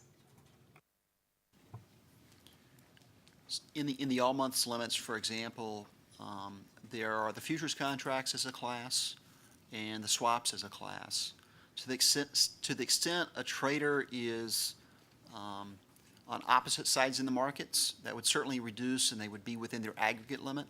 The aggregate limit would add up the two positions of futures and swaps, and to the extent the trader was on the same side of the market, they would have to comply with the aggregate limit. So the trader would have discretion if they would have been over the limit to decide which venue, whether in futures or in swaps, that they need to manage their position down to maintain themselves within the aggregate limit. Is that a no? I think that's a no. Thank you. Thank you, Commissioner Summers, for chairing the meeting for a few moments and asking questions. Commissioner Chilton. Thanks, Mr. Chairman. Thanks, everybody, for their hard work. I want to particularly commend a guy who I think is one of the better staffers at the CFTC, and that's Steve Sherrod, who been fighting a cold, as many have this last week, but comes up with some really creative and good ideas, and you're a great public servant. Okay. I appreciate that the chairman moved forward on the sort of concept of getting some more information when traders go over this level. And I talked a little bit about this to Americans for Financial Responsibility on Tuesday, and we spoke about it more at the hearing on the Hill yesterday, this thing that I've called the position point proposal. But we're not all the way where I think we need to be, but I'm not sure that it takes anything more than confirming a lot of what you all do already, and it may take a direction by the staff or by the chairman, or it may take a direction by the commissioners. So let's go through it, shall we? All right. So, and let me ask Mr. Sherrod, since I gave him such nice compliments, maybe you give me positive answers here. Not that Mr. Schultz isn't also great.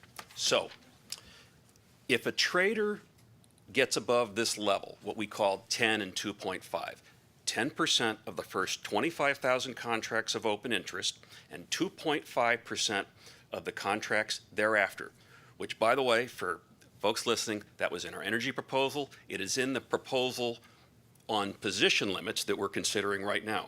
We're on a little cul-de-sac here talking about this proposal that I have. It's just a little cul-de-sac. It's not part of the rulemaking. So that level, Mr. Sherrod, would that be an easy thing for the Division of Market Oversight to sense, to know when a trader goes above that level? I mean, Commissioner Summers talked about how we do some of this stuff already. Well, as you're well aware, the Commission's large trader reporting system identifies traders at a very low level. And Yes. as you've heard from us in numerous surveillance briefings, we identify for you the specific names of all the large traders in the markets when we have a particular market that we're focusing on. So that's relatively easy to do. Okay. Now, it's one thing to say we can identify it, then what do we do? Mr. Schultz said that, and in your colloquy with the chairman, said you were instructed to get additional information. you mentioned that there was something other than our 1805, that's Section 18.05 authority, which is our special call authority to obtain other information, swaps information. And the reason we have that authority, correct me if I'm wrong, Mr. Berkovitz, is because those could impact the regulated exchange which we oversee. So that's the 1805 authority. But you also said that we could go about obtaining this information in a more informal fashion, and I accept that. But what I'd like to be clear on, and perhaps maybe even the chairman can clarify, is that once a trader goes over this level, the 10.2.5 level, absent bona fide hedgers, and these are folks that have an underlying interest in the physical commodity, we understand that they may be above it, but absent that you will obtain this information either through a special call or through the informal basis. So you will get that information. And this may be exactly what the chairman was asking. I just want to or instruct him. I think it was. Okay. Yes, that's my understanding. Okay. Good. It's all our understanding now. Great. Okay. Now they're over the level, and they're over this position point level. And then the question is, what do you do about it? You obtain all this information, and then you make a determination about the aggregate net position of those traders. So say they're 10.2.5, they've hit this position point level, but then we look at their swaps and come to think they've got lots and lots of the same positions and they're way over. That's one possible scenario. The other is we looked at their positions and their hedge, and actually they're way under that level. In which case, I would imagine you'd say, oh, no harm, no foul. Interesting, glad we looked at it. Part of our market oversight we do. When they come up again, maybe we'll flag it again, but no harm, no foul. If they are in the other circumstance, net above that position point level, and we have seen traders who are far above that sort of level. We've seen 20, 30% in nat gas and crude. We've seen roughly 35% in silver. So we've seen far above this 10.2.5 level. So if they are above this level, there are certain steps that the agency, I'll try to say this carefully, that the agency may take if they deem it appropriate to get the trader down. We can jawbone them. We can take a vote to do something else. There are all sorts of things that the Commission can do. One of them is working with the exchange in order to get these traders down. Look, this isn't mandatory position limits where it's, the law of the land. This is a far cry from that. But we currently we've used these things before. You suggested that we use them. So we have the ability, if we deem it appropriate, to ask the trader to reduce below that position point level. Is that correct, Mr. Sherrod? I need to be very careful in how I answer. As you described, and it has been our practice, we work closely with the exchanges. We are familiar with the large traders. Our surveillance economists are in frequent discussion with the traders of the purposes of their large positions, as are the regulatory staff at the exchanges. So we know the large traders. We typically know the very largest traders, what their intentions are. As you've also described, our concerns are less if we understand the large traders, even in position accountability regimes, are managing their commercial risk in either the cash or other derivative markets. The exchanges have the authority under position accountability. Once a trader has exceeded that level, the trader has given the exchange their automatic consent when so ordered by the exchange to either stand still and not increase further or to reduce. So one of the things that we would do with the information about a large trader that we had concern with, and we do this now, is talk to the exchange, and the exchange has an interest in keeping orderly markets.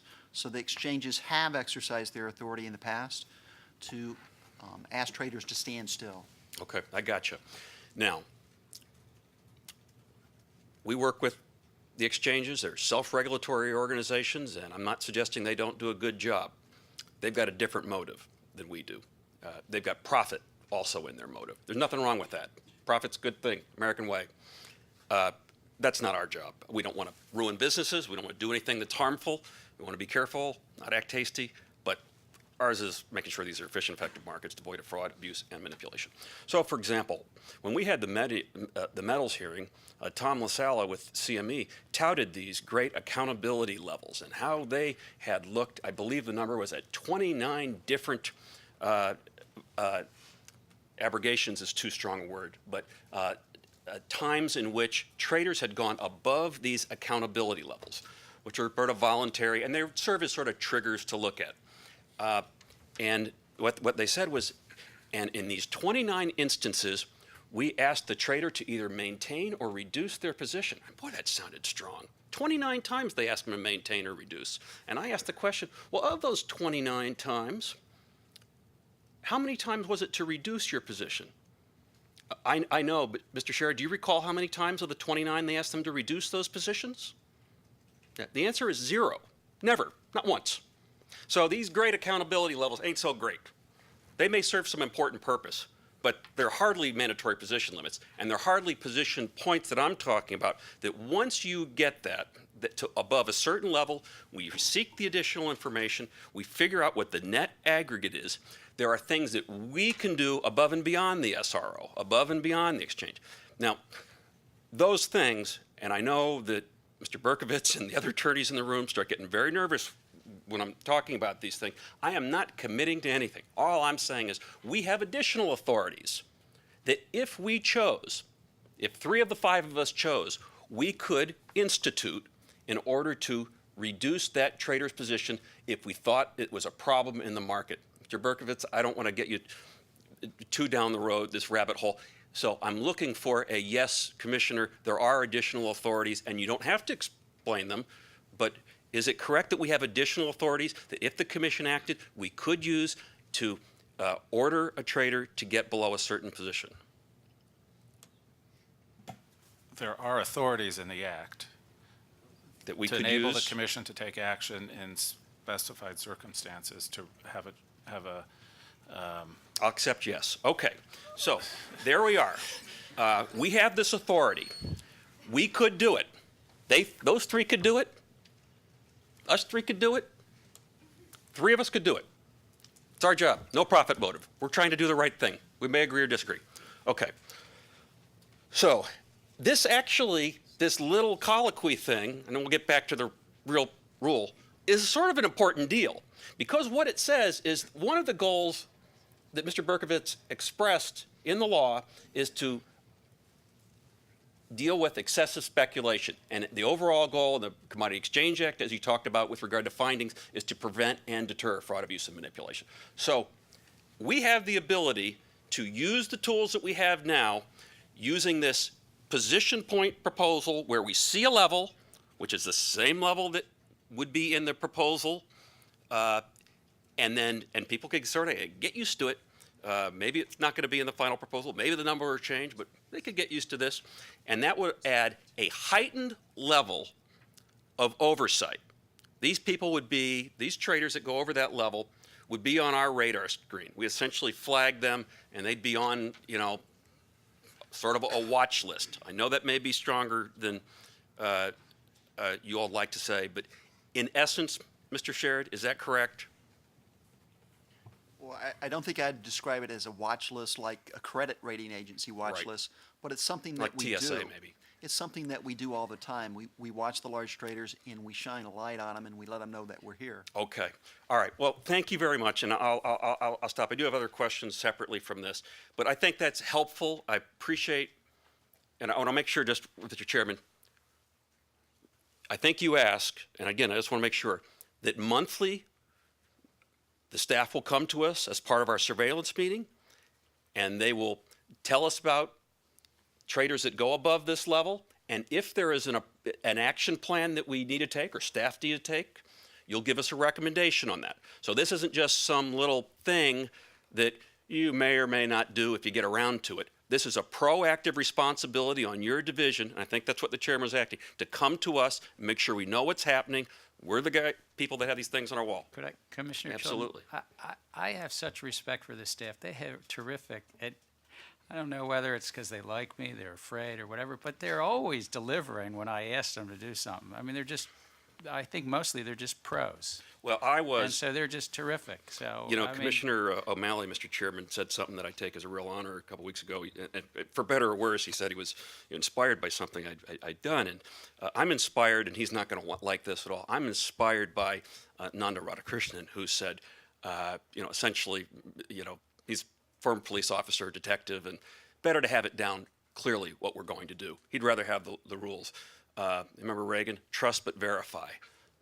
No, I understand, but this is a terrific group of individuals, and what I think we have is we have a 30-plus year history of having surveillance meetings on Fridays, all in the Federal Register. And what I've asked staff to do is to make sure that we stay apprised of these parties that might be over. I say might be over 10 and 2.5 because we haven't set numerical limits yet, so it's just formula. And of course, to make any recommendations they would make to us. And I think, as you're saying, that then we take up whatever, if Mr. Sherrod in his normal surveillance matter, or Mr. Schultz in his Division of Market Oversight matter has a recommendation, we would take it up at that point in time. I mean, but I don't. Mr. Chairman, every month they're going to come to us, and they're going to, as part of surveillance, and say, we want to report on this position point, or whatever they want to call it. And they can say, it's very short, there aren't any. But every month, they're going to come to us. I think that's what I asked them to do 45 minutes ago. Rick, is that right? Yes, again, that's my understanding. You haven't let me down yet on anything, so I don't think. Okay, good. I'm done for now. Now. Thank you. Commissioner Amaya. Thank you.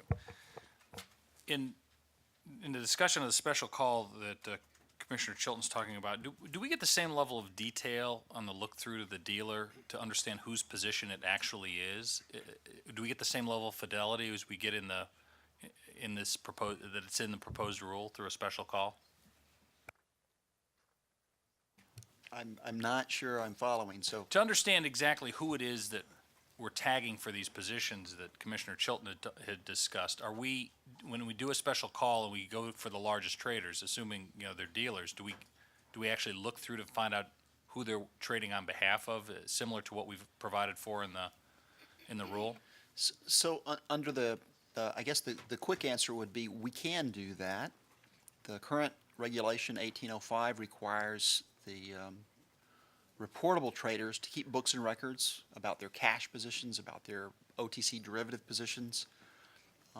And in our special call on index investment data that Rick mentioned a little while ago, we asked a certain number of swap dealers to give us the identities of their large counterparties. So we can look through to the other side of the book. The difficulty we have right now is those counterparties may not be reportable traders in futures, and we would not have reach to them if they're not currently a reportable trader in futures. So they have a swap position opposite swap dealer. The swap dealer is reportable, but we can't get to the person that's only in swaps through the current 1805. That seems somewhat problematic.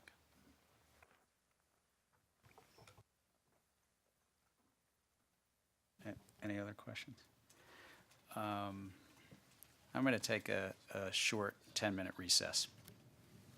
I think I get to do that. Mr. Chairman? Unanimous consent? Mr. Chairman? Yes? Mr. Chairman? Yes? I do have to leave for another appointment. I'll remind you that you have my proxy. Please use it wisely. Commissioner Dunn, I thank you. Yes. Yeah, do I have a unanimous consent to take, might be even just a 5-minute recess, but